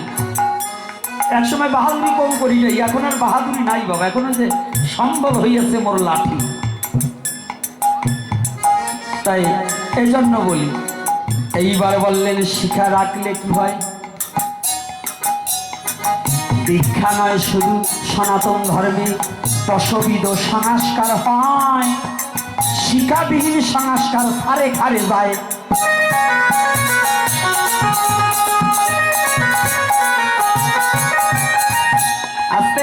আজকাল ব্রাহ্মণের পোলাগও শিক্ষা নাই, বাউন্না ব্রাহ্মণ কোনটা তা চিনার কায়দা নাই, বৈষ্ণবকেও শিক্ষা নাই। সমান করে আবার রাখবে কি? যদি কোনো একটা যুবক ছেলে শিখা রাখছে, এই বুড়িয়ে গুড়িয়ে কিছু বান্দর আছে, আদা বুড়িয়ে, ওই বান্দরগুলো দিয়ে টানে আর কয় এটা কি চাল কুমড়োর বুটা নাকি? এই টিক্কি রাখছিস, কে রাখলে কি হয়? এরকম কিছু বান্দর আছে না? আরে কথা বলেন না, কেন বান্দর আছে কি না? এই ভয়ে লজ্জায় অনেকে শিখা রাখে না। সনাতন ধর্মে দশবিধ সংস্কারের মধ্যে প্রত্যেক জায়গায় শিখা রাখার নিয়ম আছে। যদি কোনো ব্রাহ্মণ থাকেন বলুন আছে কিনা, যদি কোনো বৈষ্ণব থাকুন বলুন যে না নাই। শিখা আছে না বাবা? সনাতন ধর্মে 3 প্রকারের চুল রাখতে হবে। আজকে এটা দেখলাম, হায় রে ডক, সিহারাই নাই ডক, নাম রাখছে আব্দুল হক। ওরে বাবা রে বাবা, তার চুলের কেলি কি আবার কালারিং করছে। এই যে কোন বাঙালি মাইয়া প্যান্ট পরিয়ে হায়, ওই যে কি কোন জায়গার কুত্তে নিয়ে যেন ঘুরিয়ে বেড়ায়। প্রিন্স চায় না হতে চায় তাহারা বিনা সাধনায়। তাই আমাকে এই যে পোলা পান সিহারা ভূতের মতো, তো আবার চুল কালার কইরে আবার গুরু কাইটে, মানে উনি প্রিন্স হবার চায়। হারামজাদা। সনাতন ধর্মে ওইগুলো না, সনাতন ধর্মে শিখা রাখো 3 প্রকারের চুল রাখার নিয়ম। আজকে জেনে যান সনাতন ধর্মে 3 রকম কি: অর্ধকেশী, পূর্ণকেশী, নেড়া। নেড়া কারা? সর্বচুল, এই চুল গোপ দাড়ি ফেলে রেখে পিছনে শুধু শিখা রাখে যারা, তারা হচ্ছে নেড়া। আর অর্ধকেশী কারা? এই দাড়ি আর গোপ এই দুইয়ে ফেলে দিয়ে চুল রাখে যারা, এটাকে বলে অর্ধকেশী। আর পূর্ণকেশী কারা? এই আমার মতো একেবারে আশাসা যারা। কথাটা বলতেন নেই, আশাসা মানে চাষি নিয়ে, এইটাকে বলা হয় পূর্ণকেশী। এই পূর্ণকেশীকে ওই মন্দিরের দিকে দেখেন এই 3 প্রকারই সে, অর্থাৎ মহাপ্রভু সন্ন্যাসের সময় কি নেড়া, মাথা নেড়া করেছে। আর গদাধর প্রভু কিন্তু কোথাও মাথা নেড়া করেনি, ওনার পূর্ণকেশী, ওনার দাড়ি আছে। আর অদ্বৈতী প্রভু যিনি, এই আমার মতো তিনি, নাকি চুল দাঁড়িয়ে আছে না, তবে স্বভাবে নয়, এমনি সিহারায় আমার মতো স্বভাব, কিন্তু বাবা ওনার চরণের দুলিত না হবার যোগ্যতাও আমার নাই। কথাটা বলে গেলাম তাই। অদ্বৈত প্রেম ভক্তি রস, স্বভক্তি সিদ্ধান্ত সরস, শ্রবণে প্রাণে প্রেম সঞ্চারে, তাই বলি মনে বৈধি লঙ্ঘ করণ কারণ শ্রীরূপ নগরে। এই জন্য সনাতন ধর্মে শিখা রাখার আছে প্রয়োজন। শিখা ছাড়া বাসুদেব মন্ত্র, দীক্ষা মন্ত্র জপ হয় না রে কখন। পরে পরে দাও নাকি? যদি কোনো ব্রাহ্মণ বাবা থাকেন বলুন, গায়ত্রী জপ করবার সময় শিখা মোচন না করলে, শিখা বন্ধন না করলে গায়ত্রী মন্ত্র জপ হবে? ও বাবা হবে? যদি বৈষ্ণবরা থাকেন শিখা বন্ধন না থাকলে হবে? এখন যদি কোনো শয়তান পায় প্রশ্ন করবে, একজন কবি গান গাইতেছে, তো কবি সরকাররা তো বোঝেন তো যুক্তি তর্ক সমাধানে হাসি ঠাট্টার রহস্যের মাধ্যমে শাস্ত্র সমাধান করে। তো ওই আসরের ভিতরে একজন কবি দাঁড়াই বলছে, কি আই শোন, বৈষ্ণবরা টিকি রাখে কেন জানিস? মানে একজন বলছে বৈষ্ণবরা টিকি রাখে কেন? আগের কবি এসে প্রশ্ন করছে, এই বৈষ্ণবরা এই পিছনে টিক্কি রাখে কেন? ওটার নাম টিক্কি না শিখা, কিন্তু কৌতুক করে ওটা বলা হয়। পরের কবি এসে বলছে, বৈষ্ণবরা শিখা রাখে, যদি ভব সমুদ্রের মাঝেও পড়িয়ে যায় তো ওই জানো ভগবান ওই কেশ ধরে তার চরণে টেনে তুলতে পারে। পরবর্তী আসলে এসে বলতেছে, তা মনে করেন মানে যার সারা মাথায়, ওই কবি মনে মনে চিন্তা করছে, আমার বাবার তো মাথায় একটাও নাই, একেবারে বেল। কথাটা বলছেন, সারা মাথায় একটাও গজায় না। তো ভাবছে এই টিকি ধরাতে আমার বাবা বাইসে গেছে, ভগবান টিকি ধরে টাইনি উঠে আমার বাবা বাইসে গেছে। বলতেছে, এই কি যার সারা মাথায় একটাও নাই সে যদি বৈষ্ণব হয় তাহলে তার কোন জায়গা ধরবে? শয়তান মানুষের শয়তানি প্রশ্ন বলবেন না। এই আমাদের এই বাবা আসতে পেপু করিস না। আমাদের মধ্যে সনাতন ধর্মে কিছু শয়তান আছে। এ শয়তান মালা দেখলে ওকে জ্বালা বাড়ে, পুষ্পাপ করে দাঁড়াইয়ে কুকুরের মতো হাত পাও ধয় না, পুষ্পাপ করে জল ব্যবহার করে না, আবার বড় বড় লিকসার মারে, বড় পণ্ডিত সমাজের মধ্যে হয়, আছে কিনা বলুন? সনাতন ধর্মে পুষ্পাপ করে জল ব্যবহার করা বৈধ না অবৈধ? তাই আপনারা কতজন করেন? দীক্ষা নিয়েছে যারা, ওই গুরুদেব কয়জন দেখছি ওরা হয় যাই এই রাস্তাঘাটে বসে যায় আর জলেরও দাম ধারে না, আমার নিজে চোখে দেখা। তাই যে গুরু আজ পর্যন্ত পুষ্পাপ করে জল ব্যবহার করতে হবে এইটা নিজেও করে না, শিষ্যকেও শিক্ষা দেয় না, ও আবার কেমন গুরু? ওই গরুর আচরণ আর গুরুর আচরণ তো একই হয়ে গেল। গরু যেমন পুষ্পা পায়খানা কইরা জল শৌচ করা লাগে না, ওটারও তো তাই। তো ওই গুরু দিয়ে মন্ত্র নিলে মুক্তি পাবে কি ভাই? রাগ করেন নাকি? কথা কি মিথ্যা বলছি? কষ্ট হইতেছে কথা না? তাইলে অন্যতা বলবো কি? বৈষ্ণব বাবা কষ্ট হয় নাকি? শীত তুমি কথা শুনতেছ না, তাই একজনও শীত নাই এখন। রাধা মাধব কীর্তন করার পর সবাই গরম হয়ে গেছে, তাই না? রাধে রাধে, হরিবল হরিবল।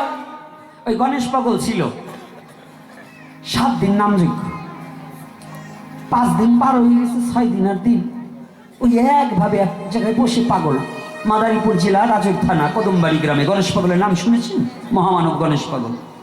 এই গণেশ পাগল 7 দিন বসে, মানে 7 দিন নাম, 5 দিন পার হয়ে গেছে।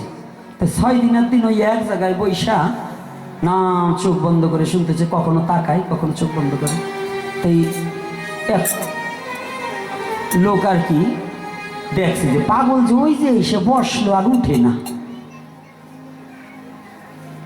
উঠে না, পায়খানাও যায় না, প্রস্রাবও করে না। তা আমি একটু জিজ্ঞাসা করি, তো লোক যাই বলতেছে, পাগল যখন তাকাইছে, ও পাগল কি আজকে যে 6 দিন হয়ে গেল বসলা, তুমি তো পায়খানাও গেল না, বসো।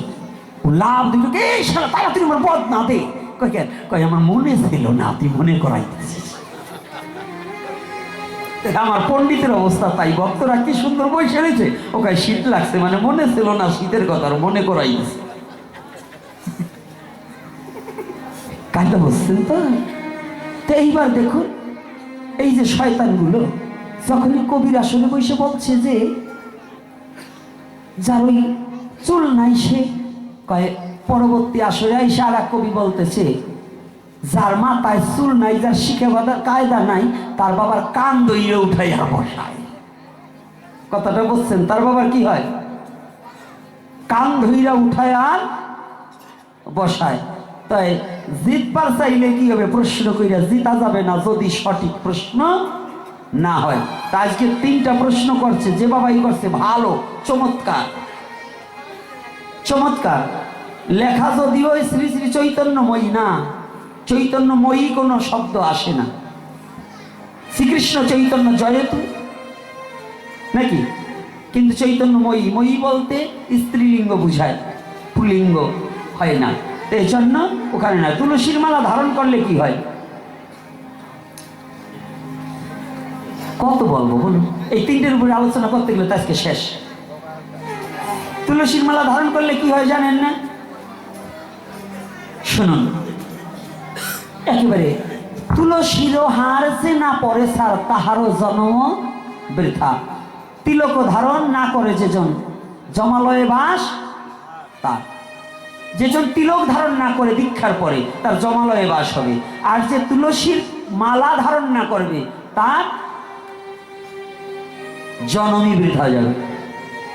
আমি অত কিছু বলতেছি না, আমি বলি নাই, লোচন দাস বাবার সাথে বুঝে নেন গে। আমি বলছি নাকি? এটা লোচন দাস বাবা বলছে, আপনি তার সাথে বুঝে নেন গে কি বলছি। তাহলে আর একটু বাংলাভাবে ব্যাখ্যা করি। আচ্ছা বলুন তো, এখন তার চিঠি নাই, ডাক বাক্স নেই, পিয়নও এখন হারাই গেছে। আগের দিনে পিয়ন ছিল না? আচ্ছা চিঠি লিখে একটা খাম কিংবা একটা ইনকিলাপে দিতেন না? আচ্ছা ওটার উপর টিকিট লাগতো না? হ্যাঁ না, আপনি প্রধানমন্ত্রী। এখন বর্তমানে যে আজকে আমাদের জাতীয়তাবাদী দলের ভারপ্রাপ্ত চেয়ারম্যান এসছেন তারেক জিয়া। এই তারেক জিয়া আসছে, আপনি কালকে একটা চিঠি লিখবেন, চিঠি লিখে দিয়ে আসবেন, কিন্তু ওই টিকিট লাগাবেন না আর ওই সিলটা দেবেন না। চিঠি কি যাবে? হ্যাঁ তারেক জিয়ার চিঠি তো কেন? যদি ইউনূসের চিঠি হয়, আরে সে তো এখন বর্তমান প্রধান উপদেষ্টা, তার চিঠিও যাবে না। ও তাহলে বুঝতে পারছেন যাবে না। কেন যাবে না? টিকিট নাই আর ছিল নাই। সিলটা দিচ্ছে কে? সাধারণ একজন পিয়ন নাকি? পোস্টমাস্টারের সিল ছাড়া কি যাবে? এই তিলকটাকে সাধারণ মনে করেন না, এই দেহটা হচ্ছে একটা চিঠি স্বরূপ। এটাকে যদি গোবিন্দের পোস্ট বাক্সে পৌঁছাতে হয় তাহলে টিকিট হচ্ছে তুলসীর মালা, আর সিল এই তিলক নিতে হয়। ইহা ভিন্ন গোবিন্দের পোস্ট বাক্সে পৌঁছাবার কোনো উপায় নাই।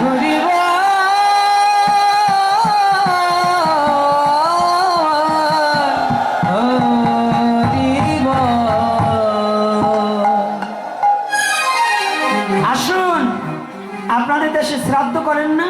মা বাবা মারা গেছে কার কার? আপনাদের আছে নাকি? হ্যাঁ, মা বাবা আছে? মারা গেছে তো? শ্রাদ্ধ করছিলেন তো না করেন নাই? আচ্ছা, শ্রাদ্ধের সময় ব্রাহ্মণ ঠাকুর নিজে লোক বা না লোক বলে কুশাকুশি থেকে একটু জল দাও, মাটি দিছে, এই আঙ্গুসটা দিয়ে একটু গোলো, বলছে লম্বা করে একটা টান দাও, কি দেয় না? যাদের মা বাবা মারা গেছে শ্রাদ্ধের সময় করাইছে কিনা বলুন? আচ্ছা বলুন তো কেন? তিলক ধারণ বিহীন জল দান করলে ভগবান বিষ্ণু গ্রহণ করে না। এজন্য ব্রাহ্মণদেরও নারায়ণ শিলায় তুলসী দান করতে হলে উদ্ধপিণ্ড তিলক ধারণ করে তারপরে নারায়ণ শিলায় তুলসী দান করা প্রয়োজন, জল দান করা প্রয়োজন। আজকাল কোথায় বৈষ্ণব ব্যবসাদারি আমার মতো, আর ব্রাহ্মণও তাই হয়ে গেছে। জগৎ জীবরে কি দেবো আর কি শিখাবো? শিখাচ্ছি? হ্যাঁ, জগৎ জীবকে কি দিচ্ছি? নিজের স্বার্থের জন্য আসি, কাউকে তো কিছু দিতে পারি না। খুব কষ্ট হয়, খুব যন্ত্রণা হয়, খুব বেদনা হয়, জগতের দিকে তাকালে খুব কষ্ট লাগে। কি করছি জীবনে, কি করলাম? পৃথিবী আমাকে এত কিছু দিল, পৃথিবীকে আমি কি দিয়েছি বলুন? কি দিয়েছি? তাহলে এই যে তিলক নিলে কি হয়? 3 প্রশ্নের উত্তর কি যায়? আচ্ছা,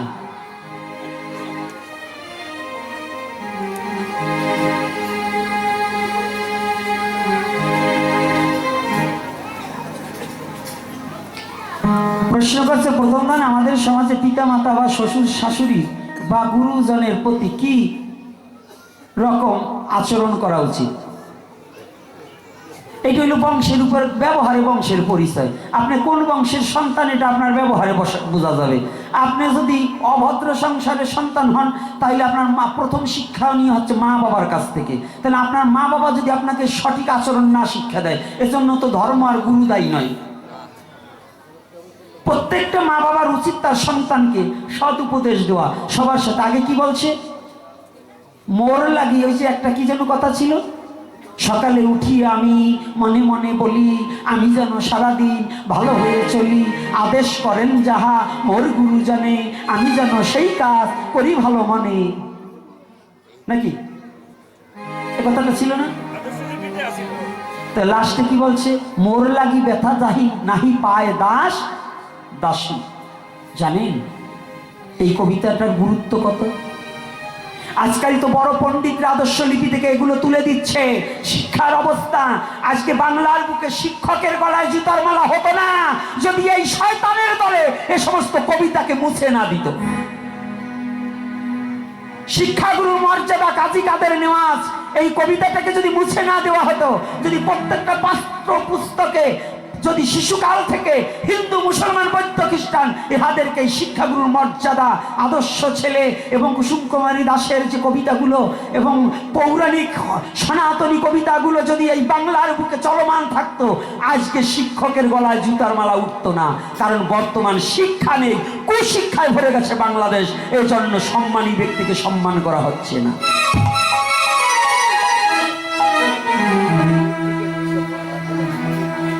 আচ্ছা বলুন, সত্য কথা বলুন, আগে কি ছিল? আদর্শ লিপিতে অসৎ সঙ্গ ত্যাগ করো, আলস্য দোষে রাখো, ঈশ্বরকে বন্দনা করো, উগ্র ভাব ভালো নয়, উদ্যমকে পথ চলি না, ঋষিবাক্য শিরোধার্য, এ কথা সুখের মূল। এটাই সনাতনীদের এই যে সীতানাথ বসাকের লেখা, এটাকে মুছে দিয়ে যখনই অজ্ঞানতা প্রকাশ করা হচ্ছে তখনই মানুষের হৃদয় থেকে সুশিক্ষাটা হারিয়ে গেছে। বলো না গো রাধে রাধে। এটা বললেই কি আবার কি রাজনীতি হয়ে যাবে নাকি? আমি কোনো এটা কি রাজার জন্য বলছি, কোনো দলের জন্য বলছি? এটা সার্বজনীন হিন্দু মুসলমান বৌদ্ধ খ্রিস্টান প্রতিটা মানব জাতির জন্য এটা প্রয়োজন আছে, আছে কি না? এজন্য যতদিন পর্যন্ত আবার শিক্ষকের হাতে লাঠি না যাবে, শিক্ষকের হাতে শাসন না যাবে, ততদিন পর্যন্ত এই বাংলার মাটিতে আর কোনোদিন শিক্ষিত ছেলে হবে না, হবে শিক্ষিত জানোয়ার, সন্ত্রাস। এই বাংলার মাটিতে যদি সুশিক্ষা প্রণয়ন করতে হয়, আবার প্রতিটা ক্লাসে লাঠি এবং গুরুর মর্যাদা, শিক্ষার মর্যাদা, গুরুজনের প্রতি মর্যাদা, এই কবিতাগুলো এবং এই গল্পগুলো আবার ফিরিয়ে আনতে হবে। তবে যদি 100 বছর পরে হয়তো এটাকে পরিবর্তন কিছুটা হতে পারে, কিন্তু 100 বছরের শিক্ষা খাতের যে অবস্থা করে নিয়েছে না এই বাংলার মাটিতে, আর সুশিক্ষিত বোধ হয় আর হবে কিনা জানি না। এই কথাটা বলে দিলাম, ছেড়ে দিয়ে প্রত্যেকটা ঘরে ঘরে যেন পৌঁছিয়ে যায় এই কথাটা, আজকের কথাটা। এই কয়েক বছর পাঠের মধ্যে এটা বলি না, কিন্তু আজকে বলতে বাধ্য হলো এই লেখাটার কারণে। আজকে বলতে বাধ্য হয়েছি, কারণ আজকে আমরা কোথায় অবনীত হয়েছি? মানুষ পশুতে রূপ নিয়েছি, মানুষের মনুষ্যত্ব হারিয়েছি।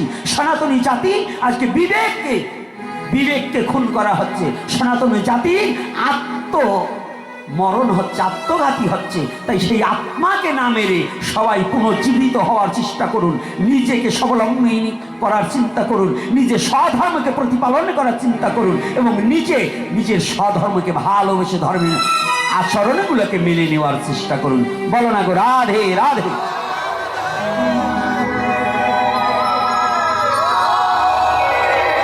কি কষ্ট হচ্ছে নাকি আমার কথা?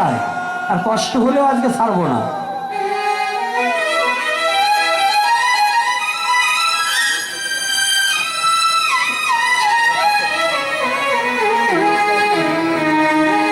জয় শ্রী রাধে। মায়েদের একটু আনবো না কেন? আমার দিকে তাকাতে হবে। প্রত্যেকটা আসরে মায়েদের এত করে বলি, মা বলি, ও মা আমার এই কণ্ঠের ডাক যায় না? তোমরা জাগলে পরে ভালো একটা সন্তান আসবে তোমাদের গর্ভে, আর ভালো একটা সন্তান জন্ম দিতে পারলে তোমার বংশকে মুক্তি দিতে পারবে, আমার জাতিকে মুক্তি দিতে পারবে। এইরকম গোপীনাথ নয়, স্বামী বিবেকানন্দের মতো লোক, রামকৃষ্ণদেবের মতো লোক, এগুলো জন্ম দিতে হবে, এগুলো জন্ম দিতে হবে। আর এগুলো জন্ম দিতে হলে সনাতনী শাস্ত্রকে এবং সদ্গুরুকে আশ্রয় করে দিন খান তিথি নক্ষত্র জেনে সন্তান জন্ম দিতে হবে। মরার সময় দীক্ষা নিয়েও ছাতায় কোনো কাজ হয় না। দীক্ষা শিক্ষা দুটোই বিবাহর আগেই নেওয়া উত্তম। মরার সময় ছেলে পেলে 5-7টা হওয়ার পরে দীক্ষা, ওগুলো দরকার নেই। তো এইবার গুরুজনের প্রতি, পিতামাতার প্রতি কেমন রামায়ণ পড়বেন। রাম তার পিতৃবাক্য পালনে বনবাসে গিয়েছে, আর আপনারা জন্ম দিয়ে শিক্ষিত করে মা বাবাকে গ্রামে রেখে টাউনে যে ভালো মন্দ খাচ্ছেন বউ নিয়ে, আর মা বাবা ঔষধ কিনতে পারে না। ওরে শিক্ষিত রে। আর আপনারাও একেবারে শিক্ষাগত মানে পড়াই শুনিয়ে গাধা বানাইছেন, ওটা হলো শিক্ষিত গাধা। গুরুজনের প্রতি কেমন আচরণ জানেন? প্রত্যেকটা সন্তানের কর্তব্য ঘুম থেকে উঠে ভূমিতে প্রণাম করেই মা বাবাকে প্রণাম করা। প্রত্যেকটা সন্তানকে। ছোটবেলায় আমি মা বাবার কিছু করতে পারিনি, কিন্তু আমাদের বিশেষ কিছু পর্বদিন ছিল, না বলে পারছি না। আজকে মানিকবাবুর অনুরোধে, মানিকবাবু আগেই বলছে যে সমাজের যেন দুটো কথা বলবেন বাবা। বাবা এই ব্যাপার, আমাদের সমাজের যদি দুটো কথা না বলেন তাহলে শুধু এই লীলা কথা শুনে আমাদের কোনো পরিবর্তন হবে না। এই আজকের যে কথাগুলো 12 আনির অবদান হচ্ছে মানিকবাবু, এই গ্রামের জামাই, ওই সরকার বাড়ির জামাই। 7 কন্যা, শ্রীকৃষ্ণ 7 পুত্র 1 কন্যা যদি পাত্র বিশেষ দান করা যায়। আপনারা তো ভক্ত ছেলের কাছে মেয়ে বিয়ে দিতে চান না।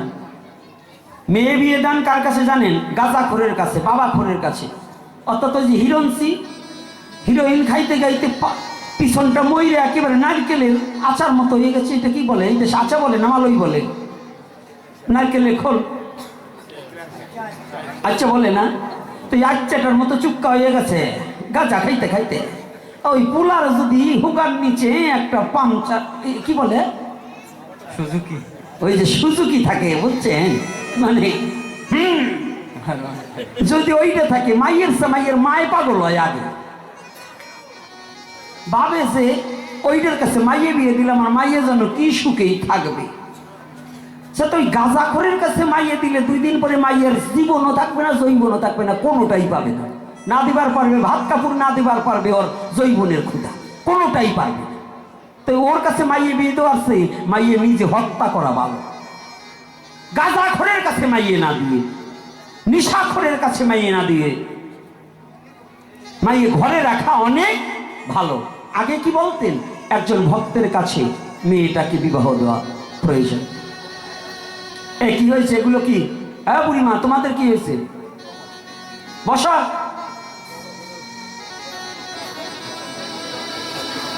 এখন যখন এই কথা বলবো না, এগুলো শুনবে না, কারণ এখন তো ভালো কথা আসছে, এই কথা শুনলে লস আছে। তো এইবার দেখুন, মেয়েটাকে 7 পুত্র 1 কন্যা যদি পাত্র, ভালো সৎ পাত্রে দান করা যায়। মা বাবা মারা গেলে শ্রাদ্ধ আগে কে করে, ছেলে না মেয়ে? হ্যাঁ, তো আমি ভালো জামতার কাছে মেয়েটাকে, কন্যাটাকে যদি দান না করতে পারি, তাহলে আমার শ্রাদ্ধটা কি ভালোভাবে হবে? কি বাবা হবে? এজন্য এই যে যুবক বাবারা, যদি কারো বদ অভ্যাস থাকে এই ডলাডলি ট্যাবলেট খাওয়া, ওইটা বাদ দিয়ে ভালো হও, গলায় তুলসীর মালা নাও, হরিনাম করো, কথা দিলাম ভালো ভালো মাইয়ে তোমাদের কাছে দেবো। কাঁচা করে ভালো হবে না? তাই ওই যে ওইরকম মরে। তো এই জন্য কায়দা করে আমি যে কথাটা বলছি একটু ব্রেনে ঢুকাবেন। এই যে খালি মোবাইলের চেহারা দেখলেই হবে না, মোবাইলে চেহারাকে এখন এডিটিং করে এমন কায়দা করে, ওই নিজে হইছে কলির বান্দর, পরের মাইয়ে খোঁজে সুন্দর। কলির বান্দররা কিন্তু পরের মাইয়ে খোঁজে সুন্দর, নিজের চেহারা মোবাইলে এডিটিং করে ছাড়িয়ে দেয়, আর একেবারে পাগল হয়ে যায়। ওই পাগল হওয়া যাবে না, আগে জাত গোষ্ঠী সম্বন্ধে আতাই নিও, বায়োডাটা জেনে নিও। বায়োডাটা জানলেও সম্পর্ক করার কষ্ট আছে। অহিন্দুরাও হিন্দু পরিচয়ে আইডি, ওই নামের যার ছবি ছিল ওই ওনার ছবি ওইখানে ঢুকাই দিয়া কম্পিউটারে আজকাল হিন্দু পরিচয় দিয়ে লাভ জিহাদ করে কিন্তু অনেক মাইয়ে বাগাই নিচ্ছে। এইটাও কিন্তু উস্তাই কি করে না, করে কি না? তাহলে সনাতন ধর্মের পিতা মাতার প্রতি, গুরুজনের প্রতি যে শ্রদ্ধা ভক্তি কি হইলো, কিছুটা হয়েছে তো। একটা প্রশ্নের উপরে একদিন পাঠ করালে পরে আলোচনা করে শান্তি পেতাম, কিন্তু আজকে পাবো না। প্রশ্ন হয়েছে বেশি দান। এইবার দীক্ষাগুরু ভোগ নিবেদন করলে শিক্ষা প্রাপ্ত সাধুগণ প্রসাদ গ্রহণ করে না কেন? করবে না কেন? কোন সাধু করে না? সেই সাধু আমার কাছে আনেন তো, কোন সাধু করে না? দীক্ষাগুরু ভোগ নিবেদন করলে খাওয়া যাবে না কেন? সেই সাধুকে খাওয়া যাবে, তবে দীক্ষাগুরু গুরুর মতো হইতে হবে না। আপনার গুরুদেব যদি একাদশী না করে, দীক্ষাগুরু আর আইরে গুরুর মতো চেহারা হইলে কি হবে? একাদশীর শ্রদ্ধা করে না, একাদশীর দিনও মাংস, মুরগির মাংস খায়। আপনার গুরু তিথি নক্ষত্র বার কোনোটাই মানে না, সব কিছু খায়। উনি নিজেও শিক্ষা মন্ত্র নয় নাই, তাইলে ওই শিক্ষা মন্ত্র লওয়া সাধু আপনার দীক্ষাগুরু রাতে খাওয়া যাবে না। আর যদি বৈষ্ণবী আচরণে যদি ওই গুরু হয়, তাহলে আমরা সবাই গ্রহণ করতে পারি। এখন গুরুদেব রাতে মাছ দিয়ে ভোগ লাগাইয়া সকালবেলা কইবে প্রসাদ লাও, এ প্রসাদ হয় না। যে বস্তুতে তুলসী দেওয়া হয় না, আজকে জেনে যান, যদি না দেখাতে পারি চোখ তুলে দিবেন, চ্যালেঞ্জ করে বলছি। এটা যদি ভুল করে ব্যাসদেব করেছে, আমি করি নাই, পুরাণে লিপিবদ্ধ করেছে। যে অন্ন বিষ্ণু নামে ভগবান বিষ্ণুকে নিবেদন করা হয়নি, তাহা কুকুর মাংস সদৃশ। যে অন্ন ভগবানকে নিবেদন করা হয়নি, তাহা কি? কুকুর মাংস সদৃশ। তাহলে আপনি ভগবানকে নিবেদন করতে হলে তুলসী ছাড়া হবে? হ্যাঁ, তো এই যে যদি আপনার গুরুদেব রাত বাড়িতে পাথরে করে কাতলা মাছের মাথা, ইলিশ মাছের সর্ষা পাতুরি দিয়া কায়দা করে মাখাই নিল, আবার নিবেদন আপনারা দেখাইলো, পৈতিটা ধরে একটু নিবেদন করলো, তুলসী তো দেওয়া যাবে না, তাহলে ওই পিণ্ডি খাওয়ার জন্য আমি প্রসাদ করে খাবো না। তো পিণ্ডির সে অদম, পিণ্ডি তো ভগবানের চরণে যায়, ও আর কোনো জায়গায় যায় না। এজন্য গ্রহণ করা, হ্যাঁ, দীক্ষাগুরু গ্রহণ করা যাবে। কে বলছে যাবে না? আসুক, নবদ্বীপ ধাম থেকে ভাগবত কিশোর গোস্বামী আসুক, নবদ্বীপ গোস্বামী আসুক, নিত্যগোপাল গোস্বামী আসুক, রতন কৃষ্ণ গোস্বামী আসুক, প্রেম গোপাল গোস্বামী আসুক, আমরা তাদের সাথে এক জায়গায় বসে আমরা কত প্রসাদ পাই, আমাদের কোনো বাদ বিচার নাই। কিন্তু আপনার ওই সইতে গুরুর মইতে শিষ্য ওইগুলো রাতে খাবো না। রাগ করছেন নাকি? কি কথাটা কি অলিজ্জ বলছি বাবা? বলুন একটা কথা, আমি যদি অলিজ্জ বলে থাকি। দেখুন এইবার তৃতীয় প্রশ্ন করছে, দান আমরা জানি গঙ্গা স্নান করলে, ওটা তো দিছি। একাদশী ব্রত কোথা থেকে উৎপত্তি এবং পালন করার সঠিক নিয়ম কি? উৎপত্তি কথা ভগবান জানে, ওটা আমি জানবো কেমনি? কে কবে উৎপত্তি? আমার নিজের উৎপত্তির কথা আমরা জানি। এই আপনাদের জন্মদিন কবে, জন্মবার কবে জানেন? মিথ্যা কথা। এখানে যতগুলো আছেন একটাও সঠিকভাবে জানেন না যে আপনার জন্মবার কবে। অর্থাৎ পৃথিবীতে যেদিন সিজার হয়েছে সেই দিন জন্মবার, যেদিন ভূমিষ্ঠ হয়েছে সেই দিন জন্মবার না। জন্মবার হবে যেদিন পিতার মস্তক থেকে মাতৃগর্ভে প্রবেশ করেছি শুক্রাণু রূপে, সেদিন হচ্ছে জন্মবার, জন্মতিথি। তাই আমার জন্মের খবর নাই, আমি একাদশীর জন্ম নিয়ে দৌড়ি করি, ও দরকার। আগে নিজের জন্মের কথা ভাবুন। নিজে কানা পথ চেনে না, লোককে ডাকে বারংবার, এসব দেখি কানার হাট বাজার। বলো না গো রাধে রাধে। তাহলে যখন প্রশ্ন করছে একাদশী পালন করার সঠিক নিয়ম আমি কিচ্ছু জানি না, তথাপিও আমার গুরুমুখে যাহা শ্রবণ করিয়েছি তাহা বলছি। আমি সঠিক এটা আমি জানি না, কিন্তু আমার গুরুমুখে যাহা শ্রবণ করিয়েছি তাহা বলিব। একাদশীর আগের দিন নিয়ম এক আহার হবিষণ্য। একাদশীর আগের দিন নিয়ম এক আহার হবিষণ্য। কিন্তু বেদিগ্রস্ত ব্যক্তি, যেমন আমার কথাই বলছি, আমি সুগারের রোগী, আমি তো পারছি না। সত্য কথা বলতে তার কোনো ভয় নেই কি আমি সত্য বলবো? মিথ্যা বলার জন্য তার আপনারা আমাকে ডাকেন। তো এইবার একাদশী পালার সঠিক নিয়ম বলছি, কিন্তু তারপরেও বলছি যে একাদশীর আগের দিন একাহার, একাদশীর দিন নির্জলা পারলে উত্তম, নির্জলা পাক করতে পারলে উত্তম। যদি কেউ না পারে ফল জল গ্রহণ করবে নাকি? তাহলে ফল জল গ্রহণ করার বিধান আছে, শাস্ত্রীয় বিধানও আছে যদি কেউ না পারে। আবার গুরু বাক্য ব্রাহ্মণ বাক্যর দ্বারা সে পারবে। আর যদি একেবারে যদি কেউ না পারে, একবারে অসমর্থ, 80-র উপরে বয়স হয়েছে, হসপিটালে ভর্তি রয়েছে, কিংবা রোগ ব্যাধিগ্রস্ত ব্যক্তি যদি থাকে, তাহলে তার পুত্র দ্বারা, পত্রী দ্বারা এবং তার স্ত্রী দ্বারা এবং যারা আছে সবাইকে একাদশী করাতে হবে। যে বাবা আমার হয়ে তোরাও একাদশী কর, আমি তো পারছি না, আমার একাদশীটা যেন ভগবান গ্রহণ করে নেয়। আত্মজ পুত্রায়, আপনার আত্মার অর্ধেক অংশ হচ্ছে পুত্র, আপনা থেকে পুত্র সৃষ্টি। পুত্র একাদশী করিলে পিতা যদি অক্ষম হয় তাহলে সেটাও ভগবান গ্রহণ করবে। তবে 8 থেকে 80 বছর পর্যন্ত বাধ্যতামূলক সনাতন ধর্মে যারা জন্মগ্রহণ করেছে প্রত্যেকের একাদশী পালন করিতে হইবে। অনেক গুরুদেব আছে, অনেক বৈষ্ণব আছে, কয় আমরা আচারে উঠে গেছি, বিচারে নামিয়ে গেছি, আমাকে একাদশী নাই। পুরাণে বলছে এবং হরিভক্তি বিলাসে বলছে, বৈষ্ণব যদি ভ্রমবশত একটা একাদশী পরিত্যাগ করে তার জীবনের সমস্ত বিষ্ণু পূজা নষ্ট হইয়া যায়। আর আপনি বৈষ্ণব হইলেন কেমন বৈষ্ণব? যে একাদশী পালন করেন না, যে কয়টা একাদশীকে সম্মান করে না, পালন করে না, ওরা কোনো বৈষ্ণবের খাতায় নেই, ওরা বেবিচারী ডাইরেক্ট। যদি কেউ থাকেন, বসবেন কবে? দিন ক্ষণ তারিখ দিয়ে বসবো এবং ইসলামীর উপর সই দিয়ে যে দল ঠকবে ওই সম্পূর্ণ খরচ তার বহন করতে হবে, মাথা চাইছে আলকাতরা মাখাই দেওয়া হবে। কথাটা বোঝা গেছে? আমি ঠকলে আমারে করে দেবে, শাস্ত্রের তো প্রমাণ দিতে হবে যে একাদশী করা লাগবে না। ওই অমগ বলছে, আমার গুরুদেব বলছে, আমি ওরকম বললে সবটা মানিয়ে নেবো না। শাস্ত্র, সাধু বাক্য আর গুরু বাক্য তিনটা যদি এক না হয় তাহলে সেই কথা মানা যাবে না। বৈষ্ণব যদি বাক্য দেয়, ওটা যদি শাস্ত্রের সাথে সম্পর্ক না থাকে তাহলে বৈষ্ণবের ওই বাক্য মানা যাবে না।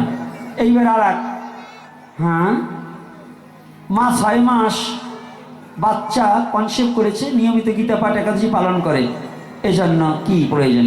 6 মাস না, যেদিন বাচ্চা হবে একটু আগেও যদি গীতা পাঠ করা হয় সে করতে পারবে, এতে কোনো বাধা নেই। এখন বাচ্চা হবে, এখন তো সিজারের কথা, রাত্রে সিজার হবে, দুপুর বেলায়ও যদি সে ভগবানের চরণে একটা তুলসী দিতে পারে সে দেবে, তাতে কোনো বাধা নেই। কারণ ওই সিজারের সময় যদি আমার মৃত্যু হয়, বলুন মৃত্যু হবে না এমন কোনো কথা আছে? তবে আমি যে ভগবানের নাম থেকে বঞ্চিত হয়ে গেলাম। ওই মা ভগবানের চরণে দুটো তুলসী দিয়ে বলবে, গোবিন্দ তুমি কৃপা করে আমাকে এমন কৃপা করো, আমি যে সন্তানটাকে পৃথিবীতে আনতেছি ও যেন শুদ্ধ ভক্ত হতে পারে, ও যেন আমার বংশ মুক্তি দিতে পারে, তুমি এমন একটা সন্তান আমাকে দিও। এ বলে দুপুরটা চোখের জল দিয়ে ভগবানের চরণে তুলসী নিবেদন করে আপনি হসপিটালে যাবেন, কোনো বাধা নেই। আর গীতা ভাগবত তো অনর্গল পাঠ করতে হবে। ভাগবতের কি শুনছেন? এই কুসংস্কারকারীরা তো ভাগবত শোনে না, খালি কানতে আসে, কান্দে গলা ধরে যার যার বাবের লোক ধরে গড়াগড়ি দেয়, আর কোনো জায়গা যায় না। আগে শুনুন ভাগবত কি বলছে। ভাগবতের প্রারম্ভেই জানেন সুখদেব তো স্কুলে যায় না, সে ভাগবত বক্তা হলো কি করে? সে হয়েছিল তার মাতৃগর্ভে যখন ছিল, ব্যাসদেব ভাগবত পাঠ করতেন আর গীতাজি বসে বসে শ্রবণ করতেন। তাহলে কি গর্ভে বাচ্চা নিয়ে শ্রবণ করা যাবে না? কি যাবে কি না? ভাগবত বললেন যাবে, আর আপনি বললেন যাবে না, শোয়া যাবে না। তাহলে আপনি পণ্ডিত না ভাগবত পণ্ডিত? এই মূর্খ পণ্ডিতের কথা শুনে কোনো কাজ বন্ধ করা যাবে না। তবে একটা নিষেধ, 5 মাস হওয়ার পরে যদি কোনো মা বাবা মারা যায় শ্রাদ্ধটা করতে পারবে না। কথাটা রাগ করবে না, এই শ্রাদ্ধটা করা বাচ্চা ডেলিভারি হওয়ার পরে, তারপরে জাতক ঔষধ যাবে। বলো না গো রাধে রাধে, বরণ ঔষধ জাতক ঔষধ দুটোই যাবে। তো এইবার একাদশীর দিনে শ্রাদ্ধ বিয়ের বিধান সনাতন শাস্ত্র মতে কি?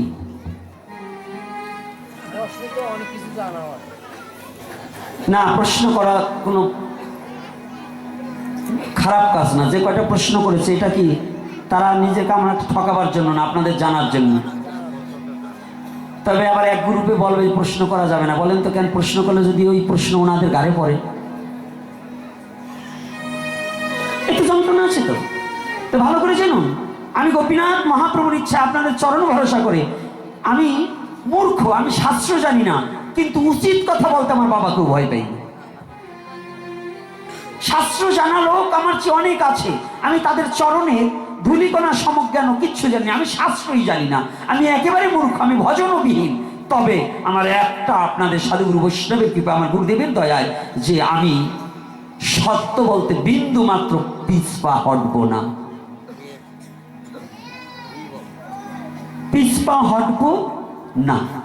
তাহলে আজকে কি করেছি ভালো করে জানবেন। একাদশীর দিনে বিয়ে দেওয়া যায়, কিন্তু খাবার দেওয়া যাবে না।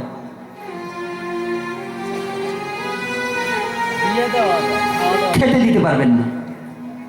আর যদি আপনার কন্যা দান করেন একাদশীর দিন, ওই সময় যদি খেতে দেন, তাহলে কন্যার পিতৃকুল শ্বশুরকুল যারা চলে গেছেন এবং যারা পরবর্তীতে যাবেন, ওই রক্তের মধ্যে ওই পয়জন ঢুকবে, তাতে মুক্তি পাওয়ার কায়দা নেই। এখন বিয়ে দেবেন কি না সেটা আপনার ব্যাপার। তবে আপনার কন্যা বিয়ে দিলে তো আজকাল পাড়ার মাংস ছাড়া হইবে না। সনাতন ধর্মে কি আগে এগুলো ছিল? বলুন, সনাতন ধর্মে মাংসের ব্যবস্থা ছিল? প্রাচ্য দেশে আর্য সংস্কৃতি না, অনার্য সংস্কৃতি নিয়ে আপনার সন্তানকে বিয়ে দিচ্ছেন। এই জন্যই আপনার সন্তানের বিয়ায় আজকাল সনাতন ধর্মে আগে ডিভোর্স ছিল না। আপনারা পশুর মাংস যেদিন থেকে বিবাহতে ঢুকিয়ে দিয়েছেন, সেদিন থেকেই এই সন্তান ক্রমান্বয়ে আস্তে আস্তে, একদিনে যেমন একটা চর গজায় না, একদিনের পাপের ফলে বংশ নষ্ট হয় না, বহুদিনের পাপের ফলে আস্তে আস্তে বংশ নষ্ট হয়ে যায়। এই যে পশু হত্যা করতে করতে যে পাপ সঞ্চয়িত হচ্ছে আপনার আমার, এই পাপের কারণে আমাদের সনাতন ধর্মে এত ডিভোর্স বেড়ে গেছে। মা সন্তান থেকে চলে যায়, বাবা 4-5টা বিয়ে করে, এগুলো আগে ছিল? এখন আমাদের বেড়ে গেছে না, এই অনার্য সংস্কৃতির কারণে। তো শ্রাদ্ধ একাদশীর দিনে ব্রাহ্মণগণ তারা বলেছেন তাদের স্মার্ত মত অনুপাতে বলছেন একাদশীর দিনে শ্রাদ্ধ করা যাবে, কিন্তু মহাপ্রভু নিজে এটাকে বর্জন করলেন। এখন ব্রাহ্মণের আইন মানবেন না মহাপ্রভুকে মানবেন? কাকে মানবেন? আপনারা কথা বলেন না, কাকে মানবেন? মহাপ্রভুকে মানেন না কারা, তারা একটু হাত তুলেন। এইখানে যারা আছেন যে আমরা মহাপ্রভুকে মানি না, তারা হাত তুলুন। তুলবেন না? আচ্ছা, এইবার হাত তুলবেন যারা মহাপ্রভুকে মানেন কারা, তারা হাত তুলুন। জয় রাধে রাধে। বেশ বেশ বেশ, দুই একজন হাত নামাই রাখছে, ওরা হাত তোলে না, মনে হয় মহাপ্রভু ওদের শত্রু। মহাপ্রভুকে যে না মানে, এই বাংলার মাটিতে জন্মগ্রহণ করে, সনাতন ধর্মে জন্মগ্রহণ করে, যে আমার মহাপ্রভুকে মানে না, শুয়োরের মুখ দেখা যাবে তবু তার মুখ দেখা যাবে না। কথাটা বোঝা গেছে? এত বড় কথা বলার মতো পাটা নিয়ে কেউ আসেনি, আমি বলে যাচ্ছি। এটা আমার অধিকার, ন্যায়কে প্রতিষ্ঠা করার জন্য, সত্যকে প্রতিষ্ঠা করার জন্য যাহা যাহা বলার তাহা বলবো, যাহা যাহা করণীয় তাহাই করব, তবু সত্য প্রতিষ্ঠার জন্য লড়াই করে যাব। বলো না গো রাধে রাধে। তাহলে এখানে কি বললেন?